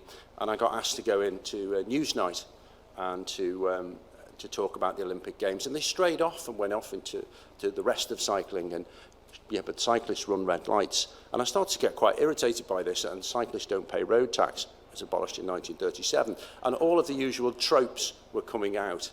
And so I found myself on a soapbox, but I actually also found I was enjoying it. This is a very sturdy soapbox to stand on. In fact, there's several soapboxes you could choose, and they're all really health, climate, pollution, all of that stuff. And so I ended up there, and I was very, well, just to flash that up, that's kind of where we're at and where we're heading. I don't know if anybody's seen this, you can find it on the Department for Transport website, but just as an indicator of the different road types there. This is C and unclassified roads, essentially outside people's homes. And over the last 10 years, we've started driving 20 billion extra miles outside of homes. We now drive more miles outside of people's homes than we do on motorways. And no one said a word. And there's been no backlash and no calls for a consultation. We just did it quietly. And in doing so, we haven't just flooded those roads, we've taken away the space to do something differently. So the connection with sport. Sport is where I learned some tools, which I'll mention in a minute, and it gave me a platform, a novelty that allowed me to speak. British Cycling, and the reason that they're on these slides, is they gave me the credibility and a platform on which to speak. And combined with the background, we actually got into meetings and spoke to people and had something of an influence. And sport did that. And we carried on for quite a while, and we campaigned, and we did quite well, and we pushed the agenda slightly, but we weren't making any traction. And so one of our team, a lady called Kirsty McCaskill-Baxter, used to work for Andy Burnham, the Mayor of Greater Manchester. And she said, he needs a cycling commissioner. He's just become Mayor of Greater Manchester, and I think it should be you. And I'm going to phone him up. And she did. And I spoke to Andy Burnham on the phone, and I said, having taken advice from the London Cycling Commissioner at the time, Andy, you've got to have control of the cash to have proper influence, and it's got to be speaking for you. You've got to want this. And without hesitation, he said, yep. And I thought, oh, shit. And I backed myself into this job. He was effectively going to put his money where my mouth was. So that's how I ended up in Greater Manchester. And our mission, instigated by British Cycling, who don't ever get credit for it, and nobody knows that they put me in that position, because everybody talks about Olympic gold medals and Andy Burnham. But they instigated it. Our mission was to create an example on such a scale that it was unignorable nationally. And Andy gave us that opportunity. So number one thing for me, from the world of sport, it's all about the end outcome. It's all about what we get to, and we're not interested in anything that doesn't get us closer to that. So we want to know what the success looks like, what's in our way.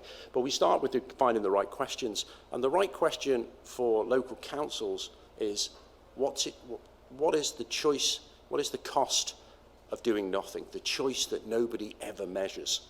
What does it cost to do nothing, and can you afford that? And we quantified it. We went right down into the details. £3.75 billion a year for a city region just to carry on travelling as we were. And it sounds ludicrous, but you break it down and you look at £800 million worth of accidents in the region. Incidents, I should say, not accidents. And we look at the pollution, and we look at the health, and obviously we look at climate change, the impact. And that's probably gone up now. And that changes things quite dramatically, because when you look at that and you're forced to look at it and somebody asks you the question, can you afford this? No. Then instead of saying, shall we do something different, you start to talk about how do we do something different, and everybody's on the same page. So with the leaders of Greater Manchester, we had that conversation, said, well, you need to look out of a car window and see something that makes you think, oh, I'll give that a go. What is it? And we start talking about, well, it's got to have safe space, it's got to get me where I want to go, it's got to be consistent, and all the usual things that everybody here knows about. And somebody mentioned a 12-year-old, it's actually Sustrands, came from, Sustrands used it, and I nicked it, a competent 12-year-old.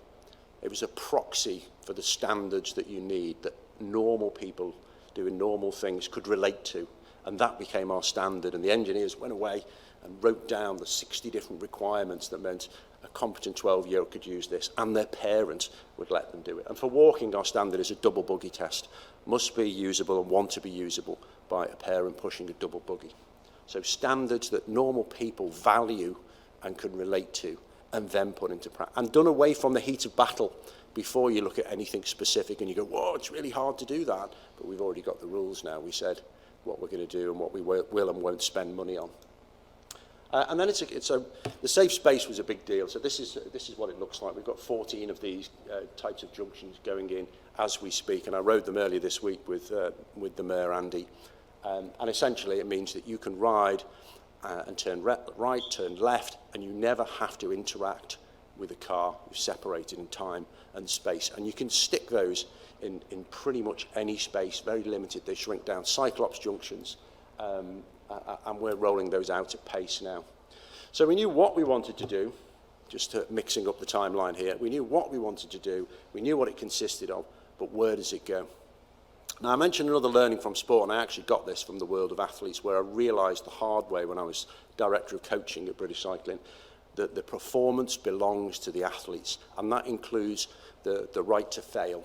It is theirs, not yours. All you can do is advise, ask good questions, and then they choose, because they have to own the performance. And it was exactly the same with councils.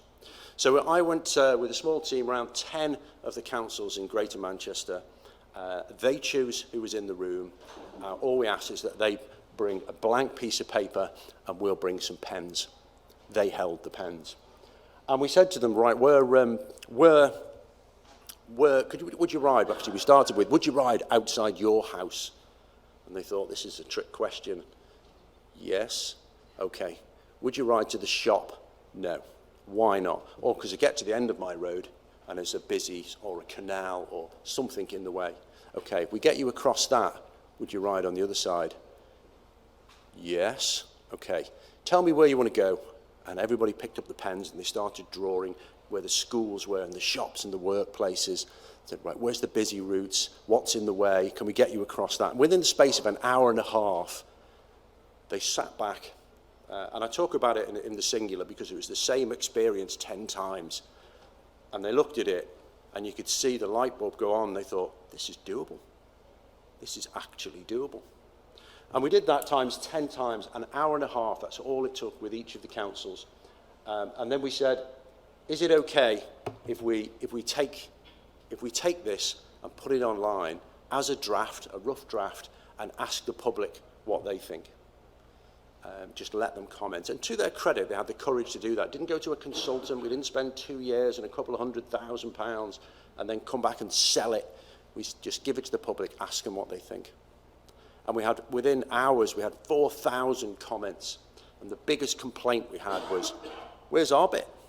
And people added in where they wanted it. So our original plan of 1,000 miles for a city region had to go to 1,800 miles because it was demanded by the public. And suddenly we had a mission. We had a mission, a region-wide, something to be proud of. And it was owned by the community. A £1.5 billion 10-year mission, and we never touched a pen. And that was pretty cool. So it doesn't always, I mean, I wanted to show you this because it's very topical at the moment. We've just been doing finished up some research for these. Side road zebra crossings. What's that really got to do with climate change or active travel? Well, one of them probably doesn't. But in our region, it's mirrored across the country, 250 million car journeys a year are less than a kilometre long, which is both really embarrassing and really exciting. Just look how little you actually have to change to make a difference. So why are people doing really short journeys? They don't feel safe. Okay, well, where don't you feel safe? Lots and lots of crossings of side roads. No, get in the car, I'll run you to school. But put those on every side road like they do in the rest of Europe and pretty much every supermarket in the UK. Put those in on the desire line, and a parent is much more likely to say, well, go on then, you can walk to school, but just make sure you wait till the car stops, which they do 70% more when those are in place. That piece of research is there. So we've just asked this week the Secretary of State, in light of this new evidence that we've just spent £250,000 gathering, 2 years to prove that crossings make crossing the road safer, can we actually do a large-scale trial? And when you start talking about putting 20,000 of those things in across a whole city region, and you look at a third of your car journeys are less than a kilometre, suddenly you start to realise the difference that you can make with paint and imagination. It doesn't always have to be super expensive.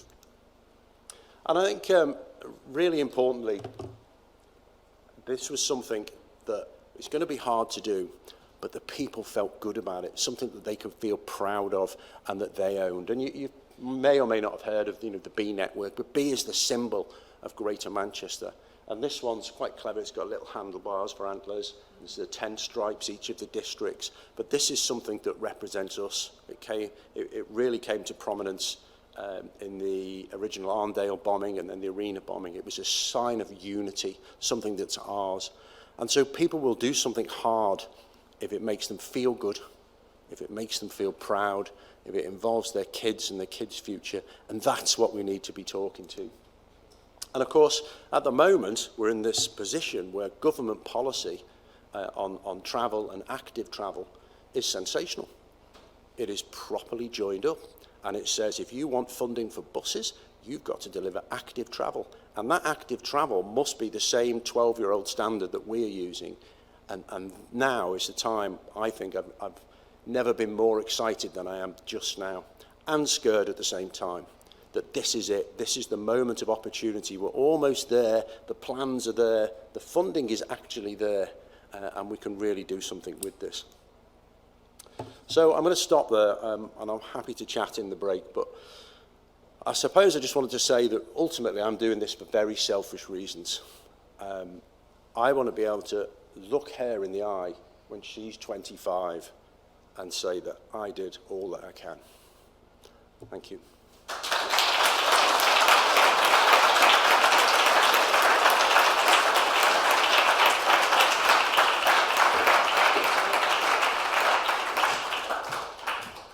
I told you he talks sense, didn't I? That was amazing, Chris. Thank you so much. It's the logic, the simplicity of it all that really strikes a chord. Fantastic. We're going to take a little break now, and as Chris says, you can bombard him if you like, pick his brains. I think we're changing our time slightly, so Jonathan, what time shall I tell everybody to come back? And everybody watching online, you can run off to the loo, brew a cuppa, and come back again. We're going to take 10 minutes, so 10 minutes from now, so 4:45 the next hour, wherever you're watching on a time zone, that's 4:45 here locally.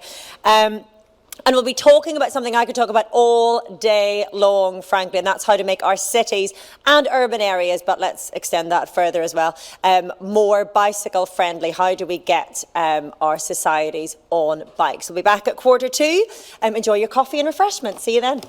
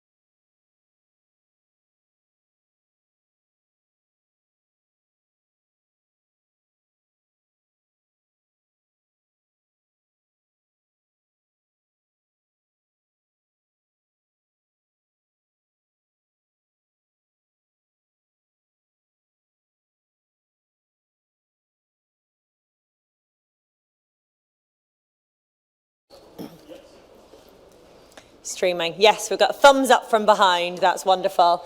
Thank you, everyone, for rejoining for our second panel discussion of the afternoon. Welcome again to everyone in the room and everybody watching online. This particular discussion is around something that I mentioned before. Our coffee break is something that I could talk about for hours, quite frankly, because I'm incredibly passionate about it. It is making our cities more cycling friendly. There's a better term for what are we calling it? Oh well, there's a name somewhere. I'm sure it's in your programme. But essentially, that's what it is. It's getting our cities more cycling friendly. And I was just discussing in the sort of green room, essentially, a moment ago that I'd said earlier I moved to Amsterdam 3 years ago from London. I lived in London for 12 years. And I moved to Amsterdam, and I hadn't spent really any time there before we decided to move. So I went over to try to find somewhere to live. And when I arrived there, I've been a cycling journalist for a number of years, so I'm predisposed towards enjoying a cycling way of life. But when I arrived, I was still quite shocked, and I thought, it's overwhelming, the number of people on bicycles. And my instinct was, isn't this quaint? Isn't this cute? Isn't this lovely? Almost like it was, Henk's laughing because he's Dutch, so he's allowed to, well, anybody can. But I thought, you know, this is a rather lovely, cuddly, lefty, hippie way to be, until I then spent any time really in Amsterdam. You can spend a day, 2 days there. And once you get on your bicycle, you realise there's nothing cuddly about it. It's simply logical. It is the simplest, the quickest, the most cost-effective way to get around any city. And in the same way that when I landed in Amsterdam, I thought everybody was a little bit weird, now I look at other cities and think, why on earth have you not adopted this as your primary mode of transport?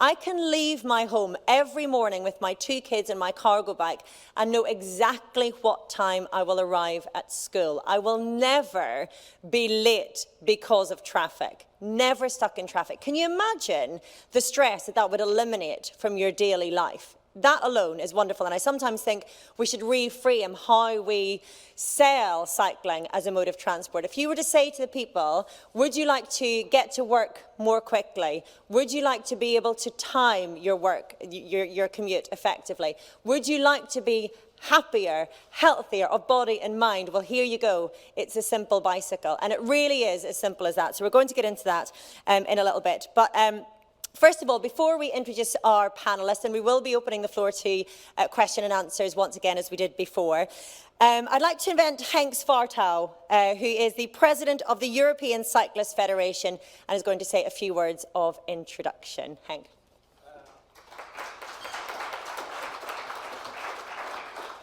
Thank you very much, Orla. And I don't know about your employment situation, but I was thinking of offering you a job at the European Cyclists Federation as a spokesperson. Thanks for inviting me here, and thanks to UCI to have us contribute as well. May I just ask you a question?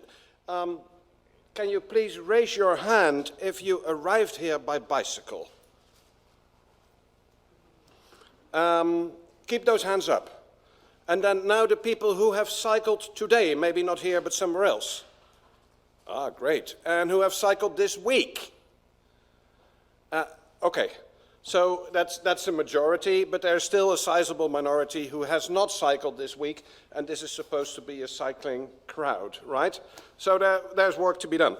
I represent the European Cyclists Federation, but actually it's rather the federation of people who ride bicycles, because a cyclist is often regarded as somebody who is more at home at the UCI than at our federation. So basically we deal with all types of cycling which are not competitive. Tourism, leisure, cyclo-logistics, everyday cycling, cycling to work, cycling to the shop, cycling to school. That's the kind of cycling we represent, and we try to lobby for at the European level, but also as a federation of national organizations. Is Cycling Scotland in the room here? Cycling Scotland is not in the room. Cycling Scotland is our Scottish member organization. We are a federation of national member organizations, work at the European level. We have an office in Brussels with about 20 people. We organize the Velocity conferences, the annual Velocity conferences. We coordinate the European long distance cycling network, Eurovelo, and we try to get the EU and national governments to put more money into cycling, to invest in cycling, to devise cycling policies, because as Chris already explained, as you did, that is the way forward. We are today in Glasgow, or I'm today in Glasgow, because of the COP26 conference. We went to a lot of trouble to get admitted there when we saw that on Transport Day today, cycling, walking, public transport, they are not on the agenda. And we are very puzzled by this because the British government is working for cycling, walking and public transport, but somehow this has not translated into the international agenda. We all know that we only are talking about electric vehicles. The word today is that they are going to say that zero-emission vehicles are the new normal.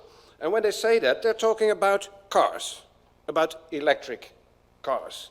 And it will be 20, 30, 40 years before all those internal combustion cars have been replaced by electric cars, whereas we have a zero-emissions vehicle available here and everywhere on the street. So why go there? We work to get more people cycling, and this is where cities, we will be discussing cities in this panel, cities must take the lead. But there is no one size fits all. All cities are different. Cities will need different solutions. Cities have different circumstances. And we saw this during the COVID pandemic, that quite a number of cities introduced ad hoc measures which turned out to be extremely effective at raising cycling levels. Cycling levels went up, even though people did not go to work, even though the schools were closed. Still, the cycling levels went up. Because the measures were put in place. When we asked people why they don't cycle, more than 50% the reason they cite is safety. Concern about road safety. It's not rain, it's not sweat, it's not hills, it's safety. And that's where, of course, infrastructure comes in.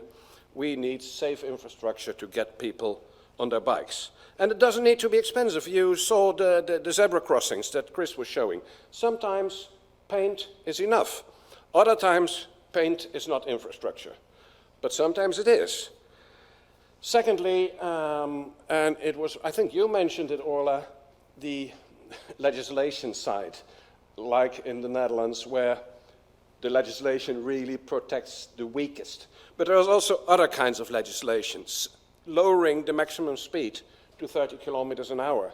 It will, I think, treble the safety, or the risk of serious bodily damage is reduced by more than half. But it will also make cycling more competitive, speed-wise. If a car can go max 30 kilometers an hour, a bike, particularly an e-bike, gets up to 25. There's good competition there. Then there is, of course, ease of access, bike parking, bike share schemes, stimulating cycling to school, making schools more easily accessible by bike and make it harder to get there by car. Intermodality, interconnection with public transport. In my country, 50% of train passengers go to or from the station by bike, but they need to be able to park their bike there. Tax breaks, bike-to-work schemes, etc., etc. And the e-bike is going to be a game changer. It has been mentioned already. People will cycle twice as far, 3 times as long. People who are physically challenged on regular bikes may be able to ride e-bikes. So that is really going to change the game, and our legislation has trouble keeping up. Now, I'm going to conclude. It's great to be here at the UCI event on cycling cities, and I think it's great that UCI is working with the host cities of the championships to make an impact in the societies. And there is a link between sports cycling and the cycling that I do. All those people, men, women, who in the weekend, they put the bike on the car, they drive somewhere, they go cycling, they put the bike back on the car, drive back to town, and I don't understand why they don't get the idea to take that bike to work someday. And someday probably they will. So I hope that sports cycling can be a stepping stone to utilitarian cycling, as you say. And also I hope for Glasgow that the championships in 23 will prove and can prove to be transformative. And if you allow me a small anecdote, when I came here by bike, I came by train. I couldn't take the bike on the train. That's difficult at the Eurostar.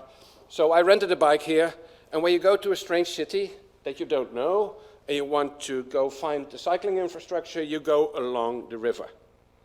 Because even if there's no cycling infrastructure anywhere else, chances are that there is along the river. So I started cycling on the river, along the river in Glasgow, but I chose the wrong side of the river. And I was cycling there, and I ran into a very, very angry Scottish lady with a strong Scottish accent who told me that I was cycling on private property. And she you know, she tried to drive me off the property, and that is something that for me is still quite unimaginable, that a riverbank in a city is private property. So way to go, Glasgow. I wish you all the luck with the championships, and I really, really hope that the championships will have an impact for all the cyclists and people who bike in Glasgow. Thank you very much.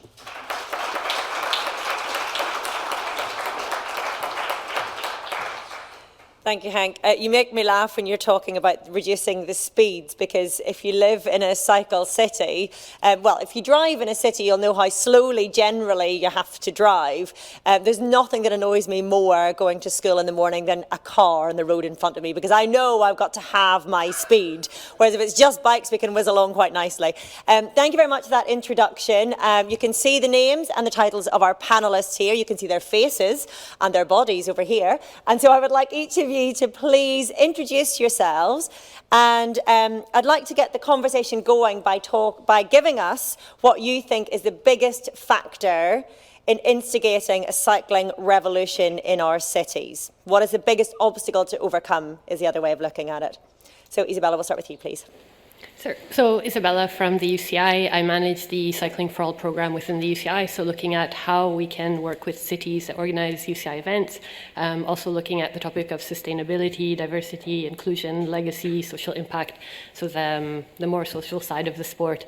So obstacle in terms of cycling in cities, I would almost turn it the other way, but for me, one very important factor which you need to bring is partnerships and collaboration, and bringing different stakeholders around the table. So I guess the obstacle would be, how do you bring these different stakeholders around the table around one single goal, working towards long-term objectives to transform a city? So I would say the partnerships aspect is a big one for me. Thank you, Isabella. Heather. Hi, my name is Heather Thompson. I'm the CEO of the Institute for Transportation and Development Policy, better known as ITDP. We're a nonprofit organization that's more than 35 years old, and we focus on urban planning and transportation planning around the world. We have offices all over the world: China, India, Mexico, Indonesia, Brazil, East Africa, and we work on all parts of transportation, not just cycling. So we promote public transportation, walking, cycling, parking management, congestion pricing, all of those things. But cycling is really core to our mission. And I would go back to the comment that was already made. It really is about lack of infrastructure. And many of the places that we work, they see car as the solution. It is the thing that people strive to own when they have enough money to own a car. They want to own a car.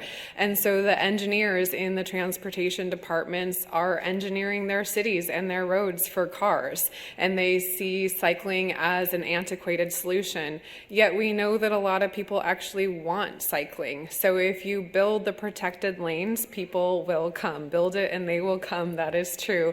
And so it really is, we've seen evidence all over the world, if you build protected lanes, then people will use them. And in most of the places that we're working in, paint is absolutely not enough. If you paint the road, it just means that that provides more space for cars to move into it, or motorcycles often, or even cows and other things. So you have to absolutely create a barrier so that people can truly bike safely and have that protection from the cars and all of the other things that you find in big crazy cities where we work. Heather, thank you. Billy? Yeah, hi. My name's Billy Garrett. I'm the Director of Sport and Events here in Glasgow, not responsible for Glaswegian ladies that, fortunately, can't take credit for that. It's a really interesting question because you used the word revolution, and it's not a binary issue. It's not either or. Clearly, things like infrastructure incredibly important and critical. But I suppose if it's about a revolution, if it's about the kinds of things that make cycling the natural choice for everyday journeys, if it's about something that really makes that behaviour change, then just to be slightly controversial, I suppose for me, something that could be really revolutionary is something that is bottom up. So when we talk about infrastructure, when we talk about some of the things that we tend to talk about, they are top down, they are, governmental agencies, local authorities making decisions, strategies, which are vital. But what's also important, I think, and something that we're trying to do in Glasgow, in partnership with a lot of the people in this room, is create something that is bottom up, that is owned by communities, that is owned by volunteers, that is owned by local people, and is about people who currently don't see themselves as getting on bikes, don't have bikes, live in parts of the city that are really challenged, that are furthest from engagement, furthest from participation, furthest from the kind of demographics that are in this room. So for me, if it's about that word revolution, then getting them engaged in this process, getting them thinking about getting on bikes and cycling around parts of Glasgow like Drumchapel and Castlemilk and Darnley, as opposed to the city centre and the slightly more salubrious parts of the city, that would be revolutionary for me. Brilliant, Billy. Thank you. Stephen? Hello everyone, my name's Stephen. I work for Brompton Bicycle, the folding bike brand made in London. I do agree infrastructure obviously is critical, but I also think we need to properly back e-bikes in a way which we're not doing in this country. As you said, we're at this event today and everyone's talking about e-vehicles, electric cars. A Tesla weighs 2,000 kilograms, carries one person. An e-bike, such as a Brompton Electric, weighs 16 kilograms. Apart from the effect on the environment, the effect in the physical benefit and mental benefit of you getting to work or getting around a city on a bike is huge. And I think we've got to, the e-bike really unlocks the journeys and the customers, all the things spoken about earlier in terms of you turn up quicker, hills in Glasgow, I've ridden up a couple of hills today, take away the hills, don't sweat. I think the e-bike, isn't backed. We're not putting incentives in place in the way that you're seeing across France, Italy, Germany. In Germany, 2 million e-bikes. So we're talking about, is there an incentive as an industry in bicycles? That's a pretty big industry out there. More electric bikes are sold in Germany than pedal bikes. So I think we've got to back it properly. We haven't got enough subsidies around e-bikes. We haven't got a cycle to work scheme that's easy and reachable for the price of an e-bike. So I would go for that, because it is going to be the game changer. Thank you very much, Stephen. And Henk, you've already introduced yourself, but maybe allow us to understand what you think is the biggest key to unlocking a cycling revolution in our cities. I already said safety. It is safety. Well, that is what our surveys show. When we ask people, why don't you cycle? Some will mention the rain or the sweat or generally getting exercised. But safety is the biggest concern, particularly when you're talking about children, small cyclists, because if we get our children cycling now, they will continue to cycle for the rest of their life. Just like Chris' daughter we saw there, Many years ago, I was in that picture, and my parents sent me to school, but at that time it was still just safe enough to send me off as a 6-year-old on my own, on a bike, to school. 10 years later, parents didn't do that any longer. But I continued to cycle all my life. And all those kids that were taken to school by car, etc., may or may not take up cycling later on. I've been teaching adults to cycle. It is so hard. I don't know if any of you has tried to learn cycling after reaching adulthood. It is so difficult. I hadn't realized that it was so difficult to learn to cycle as a grown-up.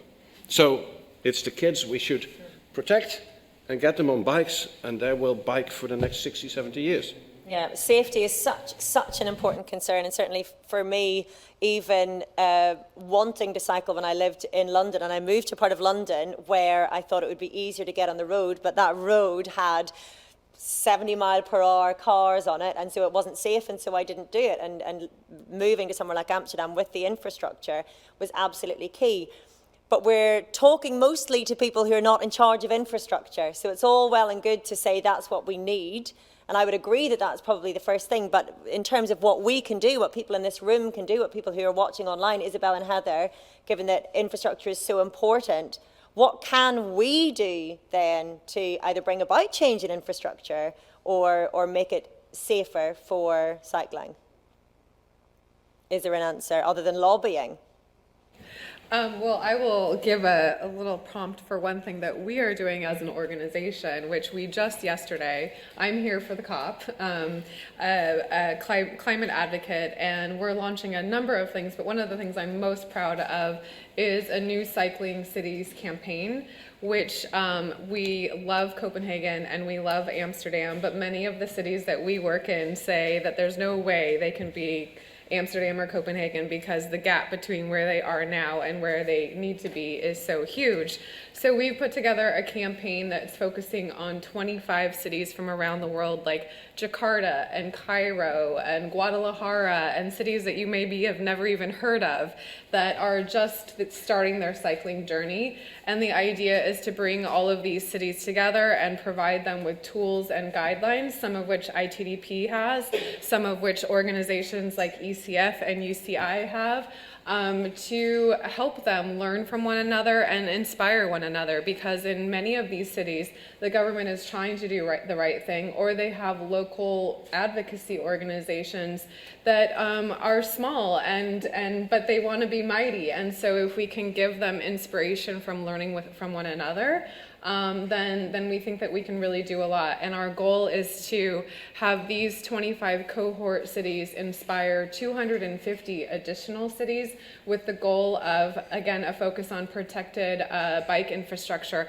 having 25 million more people with access to safe cycling by the year 2025. So it's something that all of you as individuals can do. You can go on to itdp.org and sign our pledge, and please become part of our campaign. It's really about creating a platform for all of these cities, and I know you all are advocates, so there's probably things that you've done or tools that you know of that we can bring into this campaign.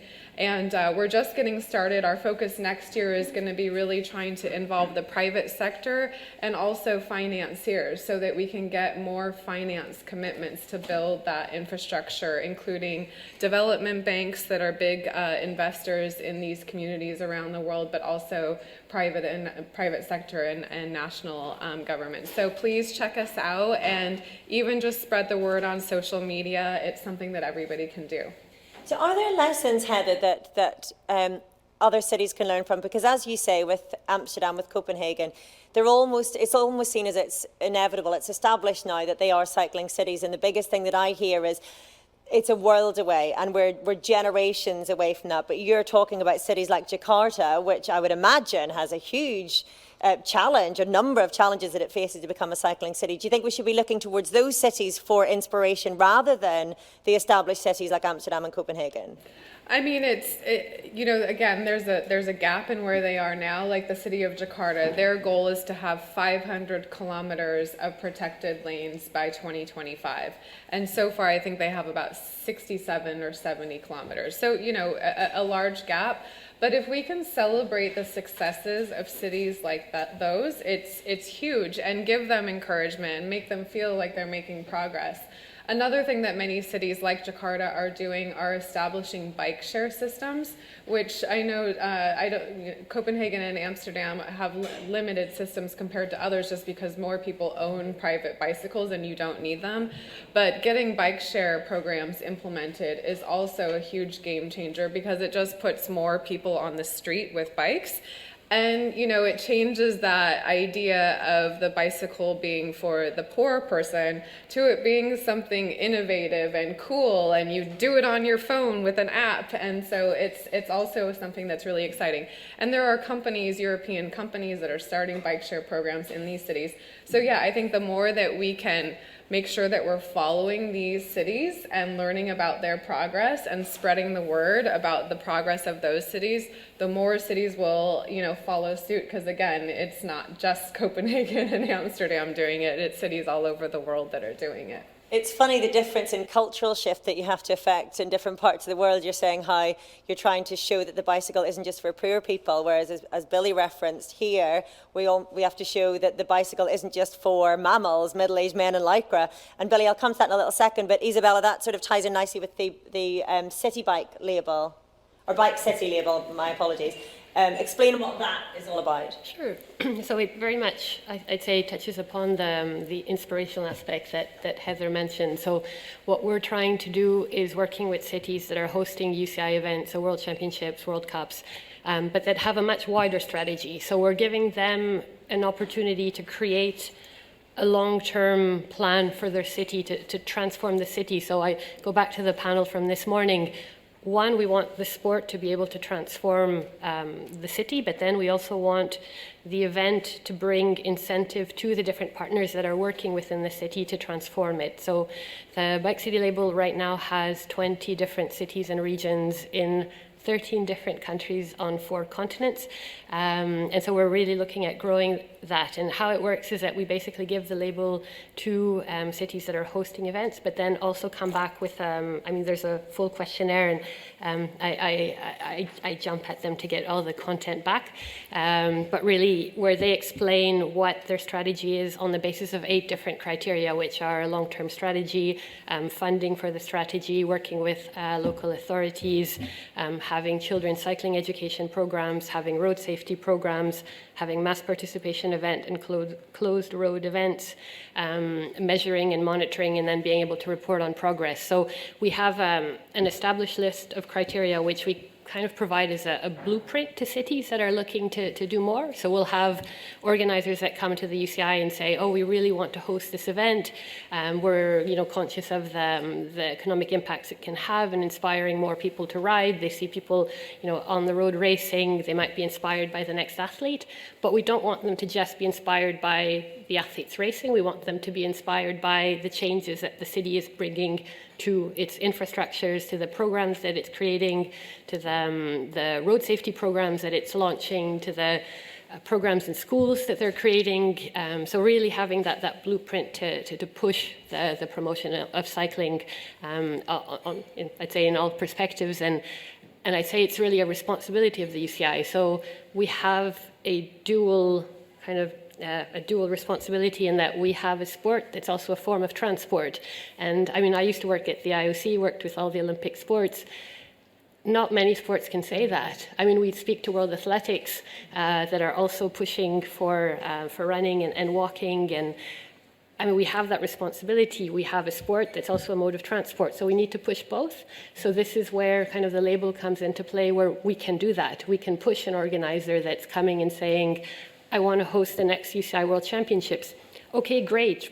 That's maybe a one weekend event, but do you know you can actually have a much longer impact? And that's where I come in. So my sport colleagues would, bring me into the room, and then I explain what we're doing with the label, and then really trying to share examples from what other cities are doing, what programs they're launching, I was just with Billy 2 weeks ago, actually, in Odense in Denmark, where we had a workshop for the bike cities, and the idea was really to bring them together, to exchange, to learn from one another, to understand, you know, I have these issues, and as Heather said, it's not, I mean, we don't have a one-size-fits-all, so, you know, one region might learn better from another region, or one city might identify more with another, and we're trying to really build those bridges between cities that might have the same challenges or the same objectives.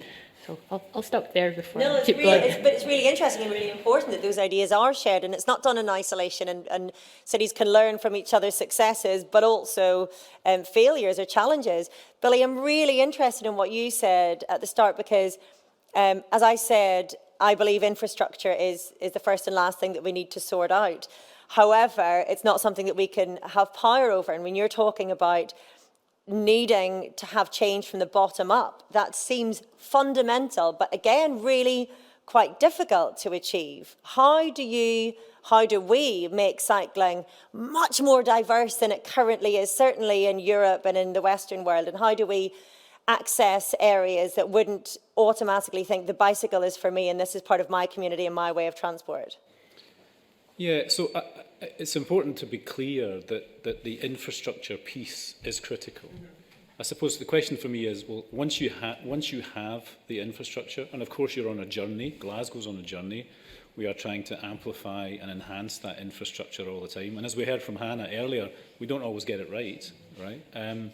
But it's how then do you unlock that investment? How do you unlock that infrastructure? How do you make sure that you are animating it and populating it, and that your entire community is benefiting from that?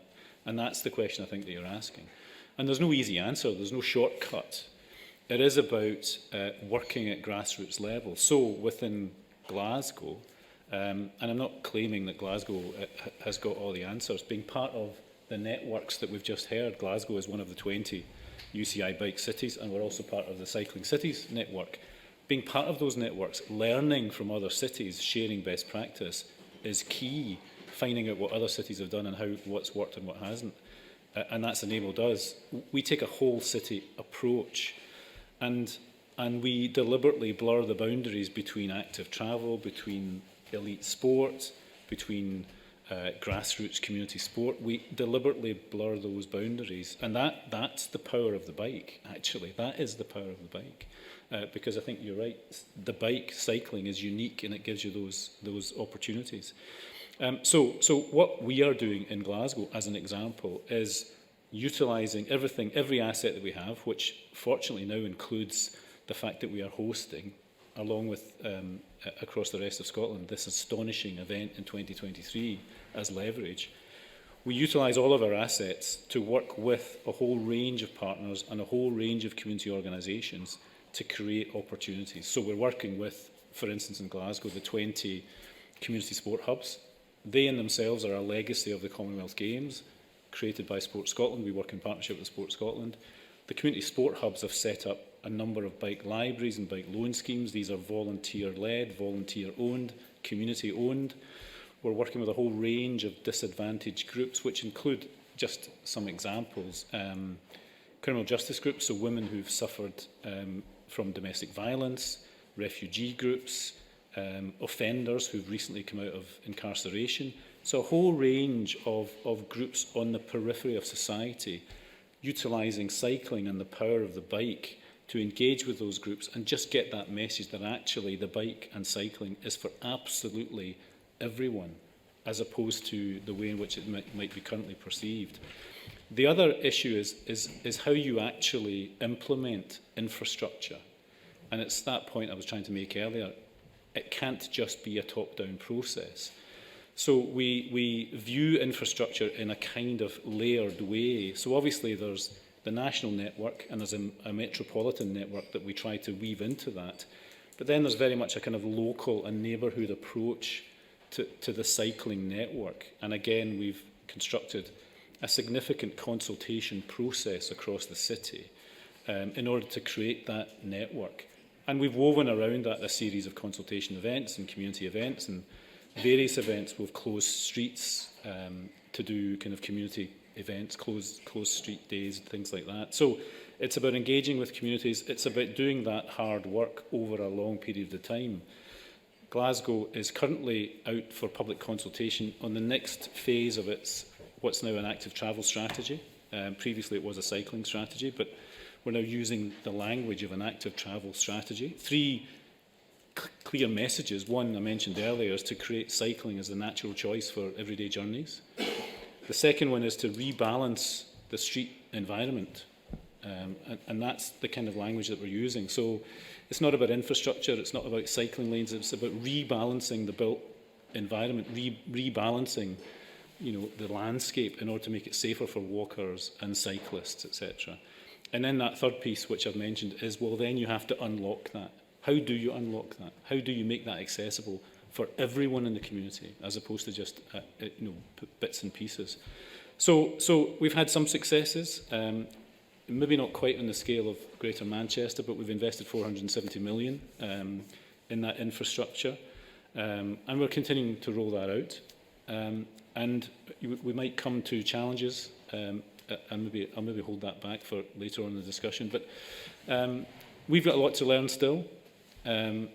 Always interested in feedback and always interested in what other cities have done. But the city, along with its partners in this room and its partners in the Scottish Government and nationally, are absolutely committed to making good on the commitments in terms of Glasgow being a bike city, but we're absolutely committed to the power of the bike. And that 470 million, what is that primarily invested in? Is that road infrastructure, or is that supporting the kind of support groups that you were talking about earlier? Where does that money go and over what time frame? Yeah, so I think you have to be honest, most of that money has gone into the built environment and into infrastructure. The balance would probably be heavily in favour of that. Most of the other work actually isn't particularly expensive in a sense, do you know, because it's about relationships, it's about network building.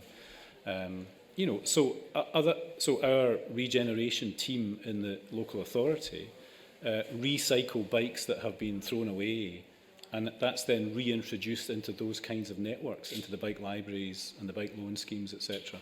So they might be little things, but they're really significant and really symbolic of an approach which is about making bikes and cycling accessible. One of the things you referred to there was normalising, I guess, cycling as a way of transport. And Stephen, this brings me on to the whole topic around e-bikes, because they have been normalised an awful lot in Central Europe. And certainly, I think e-bikes now outsell traditional bikes in the Netherlands even, which is, a cycling country. But it feels like the discussion and the narrative here around e-bikes is that it's for people who are too lazy to ride their bikes. So it's still for people who ride their bikes rather than as an alternative means of transport to a car. Do you think that's fair? Well, I think that's when you are new. Yes, I think it's new, when you're new to e-bikes, that's the first thought. You start to think, well, it's for people who can't bicycle, or an elder person. Actually, the facts from Europe, in the Netherlands and in Germany, it's not that. And it allows you to go further and much more often than you'd ever cycle. So it may be in a bit less cadence in terms of the effort, on a small part of a journey, but it means you're cycling so much further and so much more often. So you're doing a lot more exercise, gentle exercise. And as you said, you can do that without turning up to work very, very sweaty. So actually, people are saying that. They're going, well, even more simply, you go, well, is it really less exercise than having a Starbucks on the sitting in a train, car, wherever it is? You're doing a lot more exercise by getting on an e-bike. But the reality is you're going to go a lot further, much more often, and you'll make it part of nearly the majority of your journeys. If you're not walking, you're on an e-bike. Isn't that the key to selling it as a concept as well? Not so much this, I guess, obsession with how much effort it's taking. It's a very cycling-centric thing. It's what cyclists love to discuss, their wattage and their power, but it's about getting to where you want to be more quickly and easily, and that's the beauty of e-bikes. I speak as someone who has an electric cargo bike, and I would be completely lost without it. Totally. It's normalising it. As you said, you don't talk about walkists, in cyclists, and it's the same principle. It's just like part of you. It's a way to get around, and you just got to, as you say, not see it as a Lycra-driven, a competitive journey. It's just a really practical and also kind of the effects it has on your life. The physical benefits, the mental benefits. I think it was a Glasgow University big study done in 2017, 250,000 people. It showed you depression from people who cycle regularly is 30% less likely to get depression. Cancer, 45%, similar obesity. So you kind of spin it around and go, well, what's the cost to the NHS at the moment through mental health and physical ill health? And you start to go, well, how does cycling create a benefit, which is much more than the 2 billion, which is minuscule investment when you really look at it in terms of the benefit you can get from cycling in the UK. The cost of our mental health, our physical health, by the way we're actually getting around at the moment, is so much greater than the investment. But it just requires political courage and kind of social uprising to kind of get behind bikes. Social uprising, that's what we want to see today. I couldn't agree with that more. I have anxiety and I've never managed it so well as I have done since I moved to the Netherlands. And when I'm on my bike, it just, it dissipates. It's amazing. Henk, I want to create debate here and discussion, and you're furiously nodding your head in agreement with everything everybody's saying here.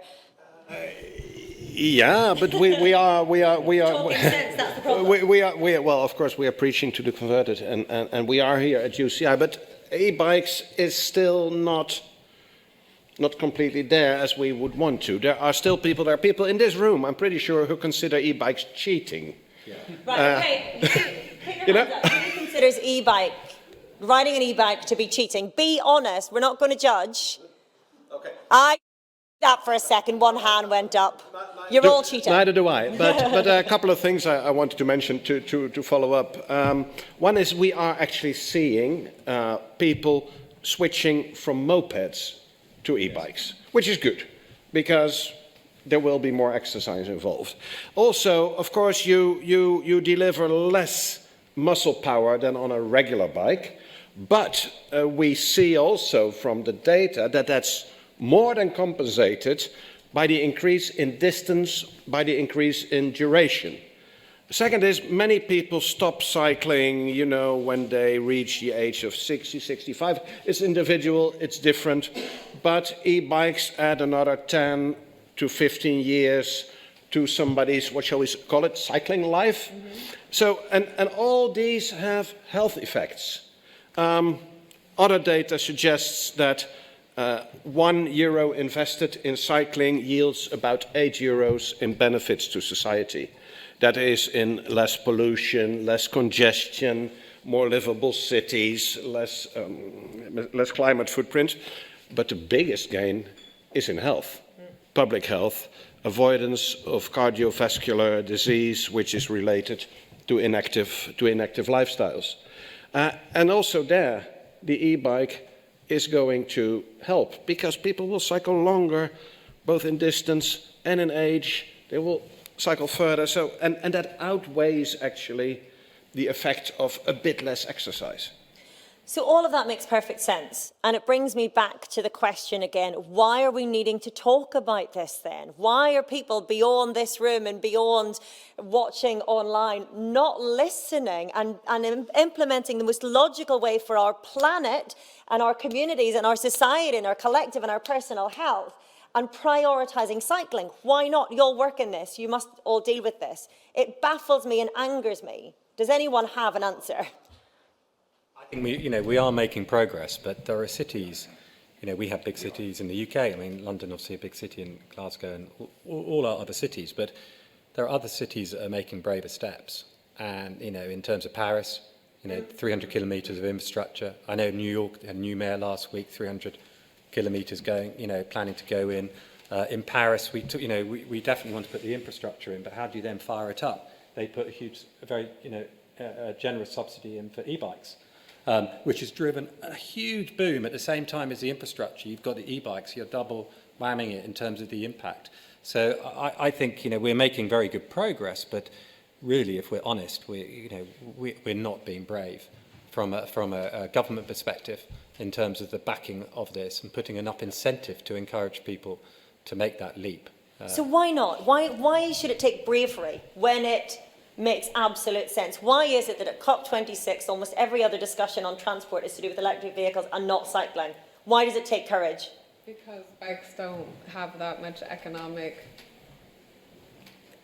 system behind it. I mean, I think one of our biggest challenges is taking the space away from cars. We all know that. But the truth is that the people that have the cars in the cities are the wealthy people that are supporting, at least in many places in the world.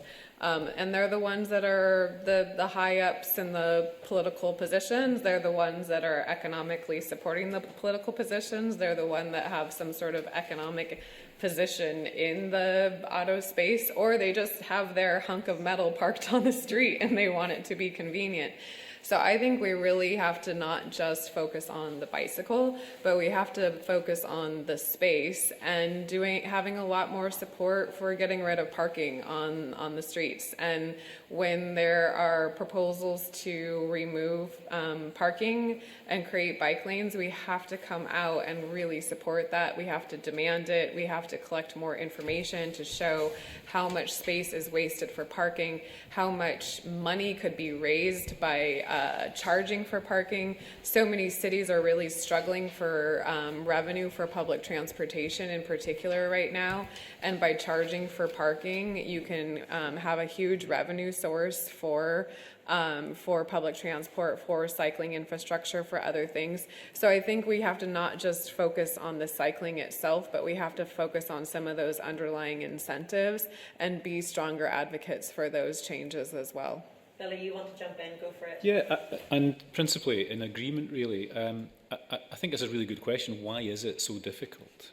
Why is it so difficult? And one of the issues, which I think you touched on, but we do need to call it out because we need to be honest. So one of the issues is the opposition to a lot of the things that we might want to do in order to expand cycling in cities like Glasgow. And we have to be honest that in this country, most people live in cities. So where do you feel the most opposition from? And if we're honest, most of the opposition is not from the car industry. I'm sure the car industry have a view, but in terms of the day-to-day management of cycle lanes, etc., the opposition just comes from ordinary people who drive cars. That's where the opposition comes from.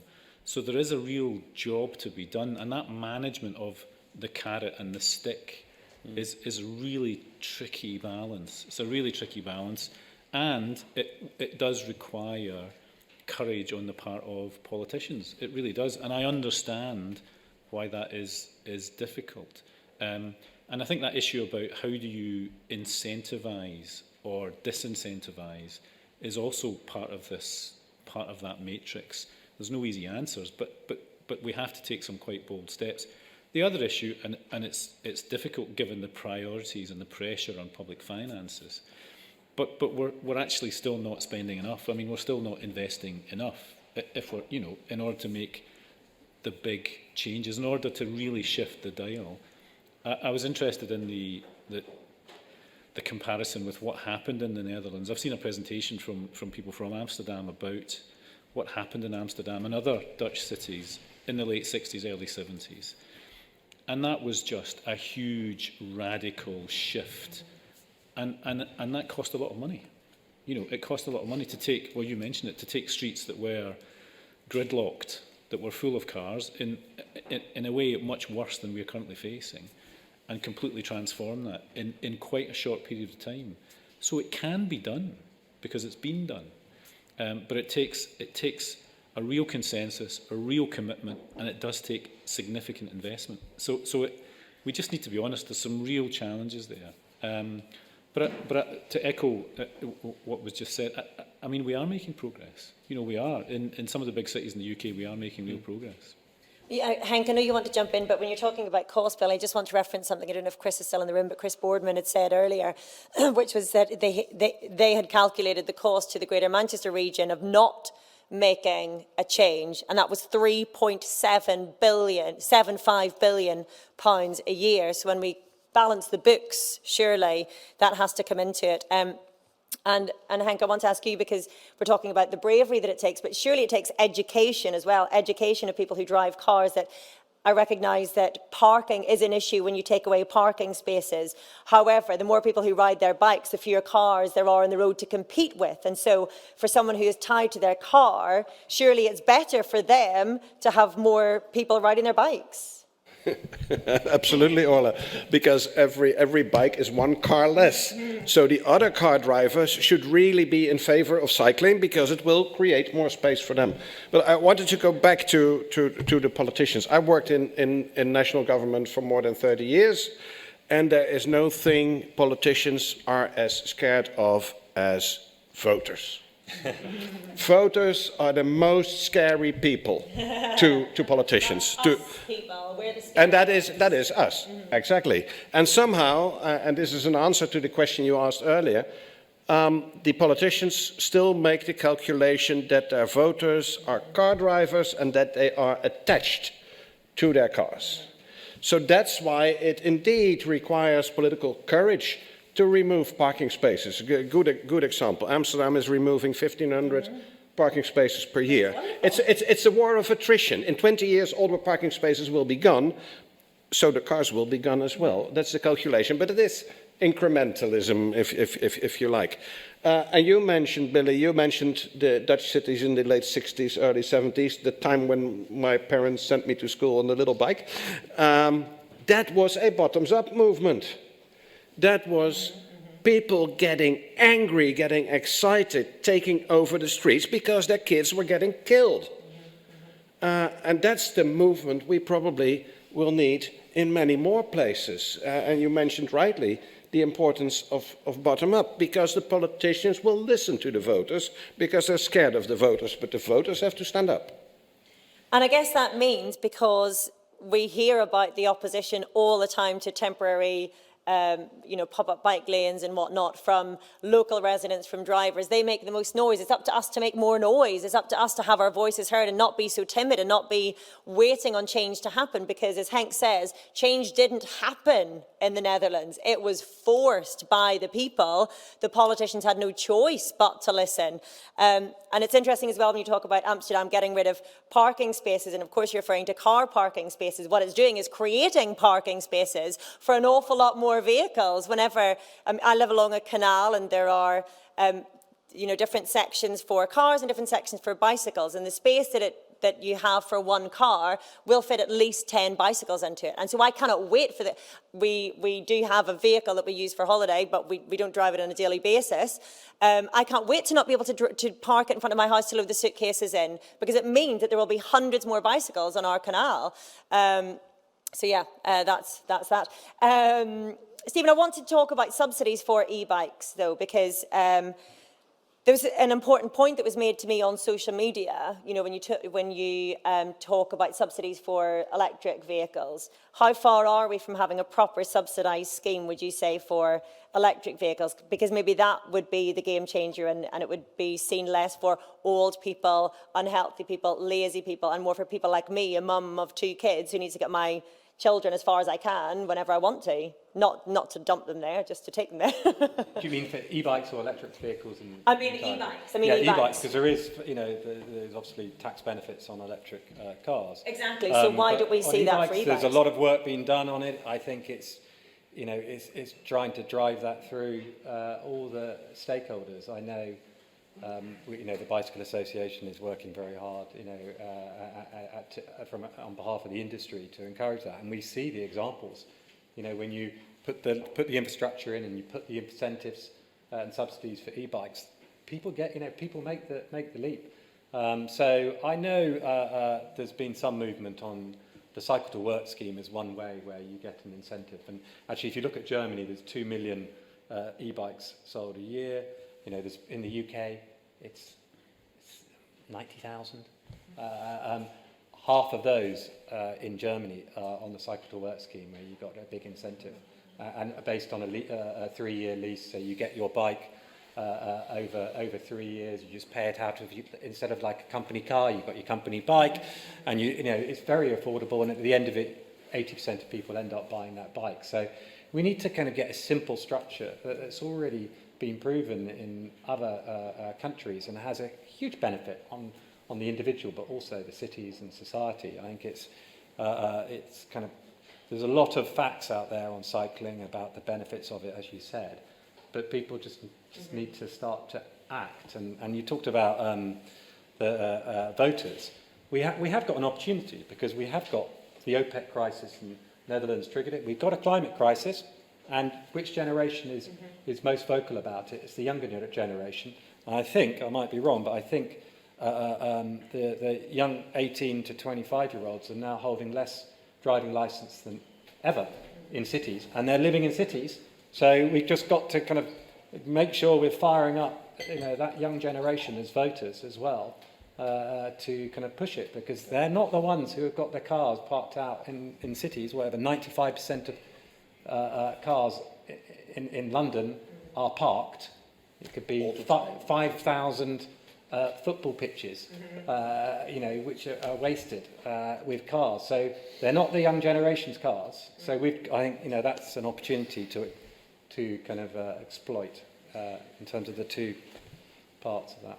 Absolutely. Right, we're going to open the floor to questions, and I'm going to start with one online, which is from Chris G, and he's saying, sorry, no, actually, this is an anonymous one. Sorry, Chris G, if you're getting excited. But I like this one. Amsterdam is the 4th flattest city in Europe. This is something that's levelled at me all the time. Pardon the pun. Glasgow is not even in the top 50. How is it possible to compare these fairly in regards to cycling? And I wonder whether this comes back to what we've been talking about a little bit, or flirting with the edges of, whether we have to just make cycling easier, the easier option, and then we allow things to take over, really. What do we think? Hills in Glasgow, hills in any city. Obviously, e-bikes are a big part of that, but then to go back to Billy's point, e-bikes are expensive even with a subsidy, and so for trying to get disenfranchised, disadvantaged communities on their bicycles, hills are an obstacle. They are. I mean, I think the first thing is that I am at pains not to compare Glasgow with Amsterdam for obvious reasons, the topography being one of them, and the weather maybe being another. It's rubbish in Amsterdam, don't Is worry. it? All right, Yeah. okay. I'll take your word for that. I've only been there in the summer. So I'm not comparing Glasgow with Amsterdam or Glasgow with Jakarta or any other city. We can learn lessons, but Glasgow is Glasgow. And so if we are looking to create a culture of cycling, then it's about, well, how do we do that in Glasgow? I think the e-bike question is really, really interesting. I agree with everything that's been said. I think e-bikes are a really, really exciting option. The cost of e-bikes has to come down. Because in a city like Glasgow, given the topography, I think for all sorts of people, they are the answer. Also, Glasgow's not quite as hilly as people make out, though. Yeah. Do you know? I mean, I mean, for those of us that are familiar with the city, no, it's not quite as hilly as that. And the hills that there are, well, actually, they're not. There's no mountains in Glasgow. So I'm not sure that I'm not sure that the weather, I'm not sure that topography are really the kind of barriers that people make out. I think the real barriers are the ones that we've actually spoken about. The real barriers are the infrastructure, the real barriers are unlocking that infrastructure, the real barriers are incentives and disincentives in terms of safety and protection and accessibility. I think those are the real barriers. I think if we tackle those, then the other ones will, I'm not saying they'll evaporate, but they'll suddenly seem less important. Yeah, if we make cycling an easier option, then the hills might not be such a challenge after all, or indeed the weather. Do we have any questions in the room? One at the very back here, please, was the swiftest with his hand. Hi, how's it going? My name's Mark Ducat. I'm a two-time British champion in pump track racing. Congratulations. Thank you very much. Just to quickly touch on e-bikes, I'm 19 years old and I own an e-bike, so it's just to go on what Stephen was saying, like, they are for everyone. You don't need to be lazy, you don't need to be overweight or have medical conditions. You can just have one for the fun of it. I use it to train a lot more, I get more runs in, I can go further. So just exactly what Stephen was saying. To touch on the infrastructure thing, I'm a professional athlete and I choose not to ride my bike on the roads because of like the potholes, the poor, like there's not many like cycle lanes. Yeah, it's something that we really need to see change, is better accessibility to safer cycling. And sorry, where else was I going with this? That's sad, though, isn't it? That's quite a damning indictment that you wouldn't cycle on the roads. What would it take then? Would it take better road surface or bike lanes? Which would be your priority? Yeah, both. But yeah, in an ideal world. A better road surface is a big one, or at least filling in the potholes. As we know, Scotland's really wet and rainy, and potholes are going to happen. But also, people will choose not to cycle because of the weather, but we're from Scotland, grow up, get a jacket, and like the rain is going to happen. You might as well just have the equipment. But it's all to do with education. If you just can tell people that, like, get a jacket, you'll be fine. They'll go out, get a jacket, and they will be fine. It's just we've not been told that. There's not enough promotion about it. And the way I think, to get more people into it, like Pete was saying, is through young people. There's not a lot of education about cycling in schools. It's grown quite a lot, but if I've become British champion on my own, just imagine if there was a lot more education about it, how many professional athletes could we have from cycling? Like, if I was surrounded by other people that were into cycling would be booming. And then if your kids are getting into cycling, the parents will get into it. If you think of how many, like, parents will take their kids to football on a Saturday, but if your kid's not into football and then into cycling, your parent's going to support you do that. So you might go cycle on a Saturday instead of going to football. So yeah, I think education and going through young people and getting them excited about cycling is a massive stepping point for cycling, especially in the UK. Yeah, education and visibility, and presumably that's where we're hoping the 2023 World Championships will make a difference. Being able to see all these superstars of the sport coming to your own back garden and smashing it and winning gold medals. I mean, honestly, what an opportunity. It turns out the bike creates more active communities. The bike creates healthier and more cohesive communities. The bike fights climate change. And on top of all of that, the bike creates compelling, awe-inspiring and inspirational major sporting events that are coming to Scotland. I mean, honestly, the power of the bike, well, that's it in a nutshell. I mean, what an opportunity we've got in 2023 in this country in terms of accelerating, enhancing and amplifying everything that we've spoken about so far today. What an opportunity. And I know from working with a lot of the people who are with Trudy and our team, that everyone is absolutely leaning into that and making sure that we do make this a policy-led event and we do shift the dial in this country, utilising the power of this event and utilising the power of the bike. What an opportunity. Amen to that, Billy. Just to add one more thing. We'll take another question here. Please, can get the microphone along the row. Thank you. Hi.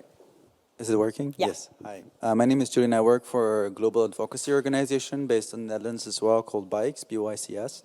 And I want to kind of challenge a bit the question around built infrastructure. So we know it's the biggest first barrier to everything, but I've also heard interesting comments from Glasgow about the need to also invest at least a little bit of amount into tackling the other barriers, the ones that are not infrastructural. And so I was wondering to what extent, you know, how much of the investment going into cycling must go to that type of investment, and whether that can be integrated in all the cycling expertise sharing programs like Cycling Cities by TDP or the other ones. Like, how much are you talking about not only the infrastructure, but the additional 10, 20% investment that you can bring in that'll make your cycling infrastructure used by a more diverse ridership and also by actually a higher number of people, because you'll be addressing the barriers that are not only infrastructural, you'll be reaching out other communities and other kind of people with other types of barriers. So that was my question. So how much investment is going into non-infrastructural improvement? Yeah, and how can that knowledge also be shared on top of just the infrastructural knowledge, which is the focus of a lot of knowledge sharing on cycling internationally at this moment? I guess that's a question for you, Billy, and maybe Isabella and Heather can jump in as well as how that works internationally. I mean, I can't give you a figure for how much we're putting into that broad. I mean, I could get that, but I haven't got it now. If you're asking, are we talking about it? Well, actually, I'm always talking about it. I'm like a broken record. You can't shut me up. As Isabella can confirm, I was in Denmark 2 weeks ago talking about it, talking about exactly those kinds of programmes.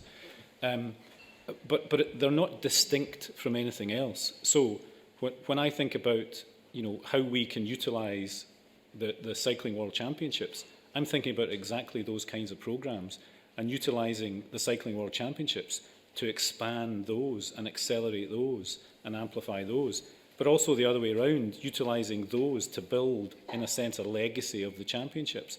It's all one piece, it's all one great cycling story, one narrative. I don't put any of these in compartments and separate them out. It's the power of the bike, which is why that strapline, I think, is so successful. So I'm always talking about it. It's really important for us and what we're doing in the city, and actually underpins not just what we do in terms of cycling, but it underpins, I think, our overall approach to sport, physical activity, and its connection into a public health and wider health system. We're really, really clear that we need to shift a focus from treatment to prevention. We need to create a socialised model of health as opposed to a medicalised model of health.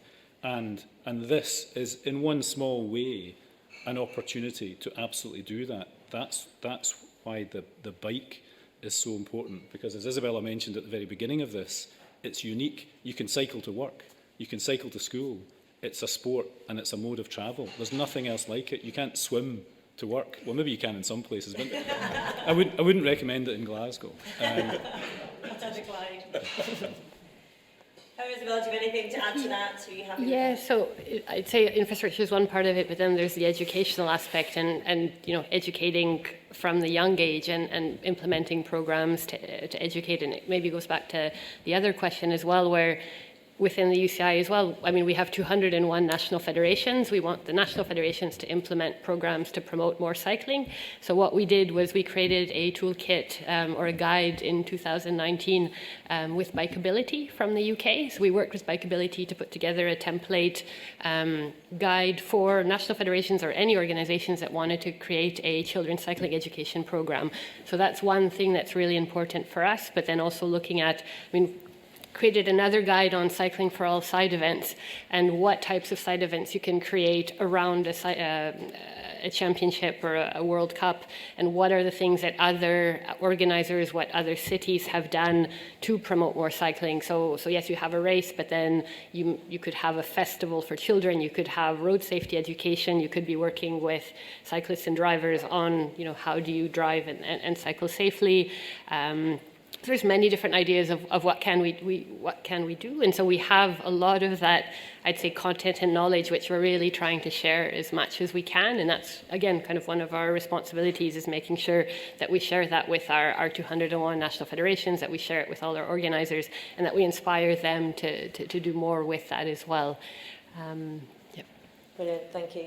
I just add that education, absolutely fundamental, but I think also cultural events. So of course the events that we're talking about today sound fantastic, but in a lot of places we see things that are often referred to as ciclovias. So when you close streets for a Sunday, a month or something like that, and you do it for a whole year or several years, it can be a huge game changer, because in many cities there aren't places to walk without feeling like you're going to get run over by a car, or to cycle. And so if you can just close entire streets or entire parks and actually let people experience cycling, it's a huge change. So one of the cities that is most famous for really bringing about cycling is Bogota in Colombia, and our former chair, Enrique Peñalosa, is very known for all of his work that he's done, which was really about shutting down the streets. The city where I'm from, San Francisco, a very hilly city,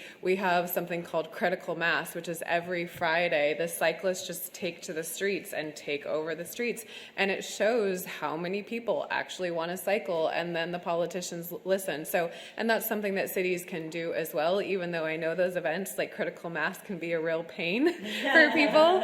It's to have the city It's about habit. yeah, I mean, they can be a little rowdy, I must say, but you know, to have the cities actually support those events, try and bring out, police and other things to actively support the events, that can be a real big cultural shift as well.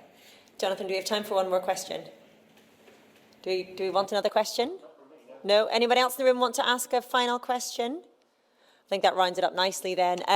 Huge thank you to our panellists, giving us plenty of food for thought, and I hope inspiration and energy to go off and affect change in our own way, in whatever way we can. Thank you very much indeed.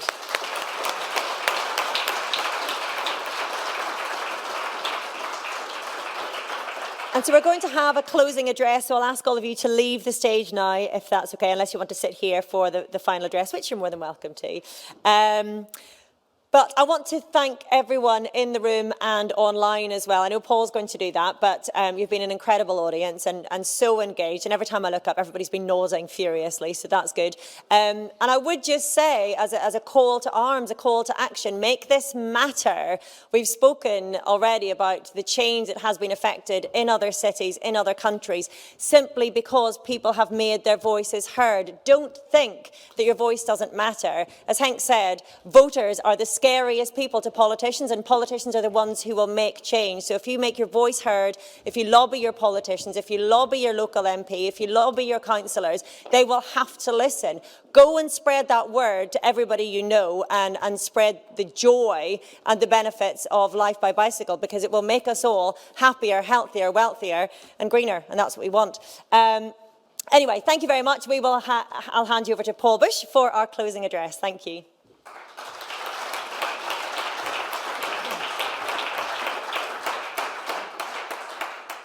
Thanks, Orla. Firstly, I hope you found this afternoon as interesting, as thought-provoking as me. I'm just going to answer the question about e-biking and cheating. I bought an e-bike last year with my wife, and it now gives us the joy of doing 40 Ks on a Sunday recreationally together.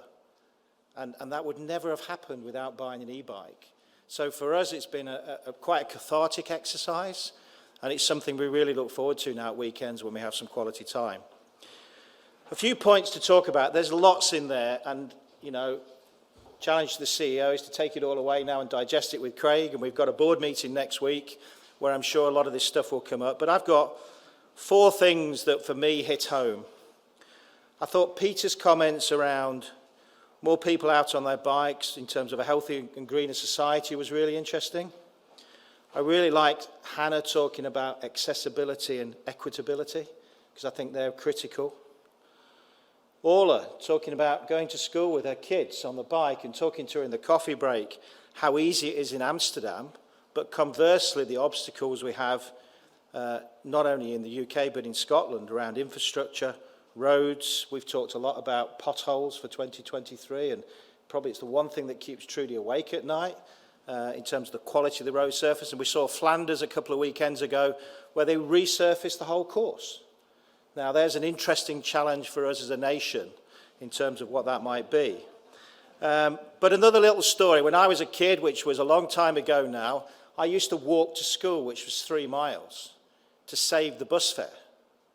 Kids don't do that anymore. And it was interesting last week when we met with Cabinet Secretary Angus Robertson at a meeting on Wednesday online. He said, why don't we have a bike to work month or a bike to school month in 2023? There's some really interesting initiatives we should think about and take away. But again, in terms of Chris, the big conversation, we've had it today, and I hate to use this terminology, I'm not a big fan, but, you know, is it blah, blah, blah? So what? Are we going to all leave here and do nothing? Because if we do, we've failed. That's my challenge to you as chair of the company. And, you know, for me, it's probably the most inspirational opportunity we've had in my lifetime in Scotland of 15 years with events. If we don't seize it, we've collectively failed. Break the barriers down, get rid of the silos, work together in partnerships and communities.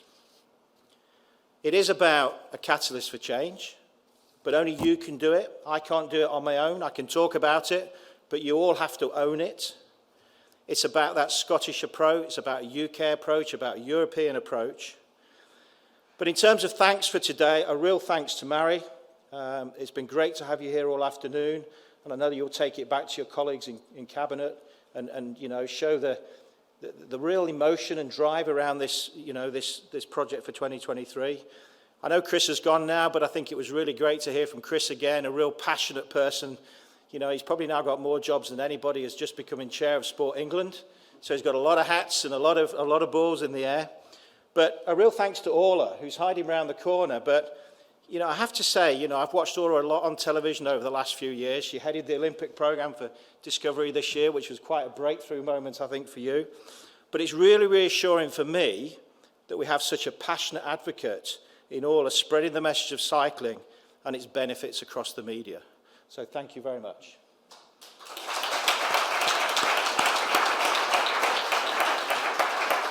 So lastly for me, thanks to my own team. They've been living in here now for 2 weeks. I think they've delivered 67 events during COP.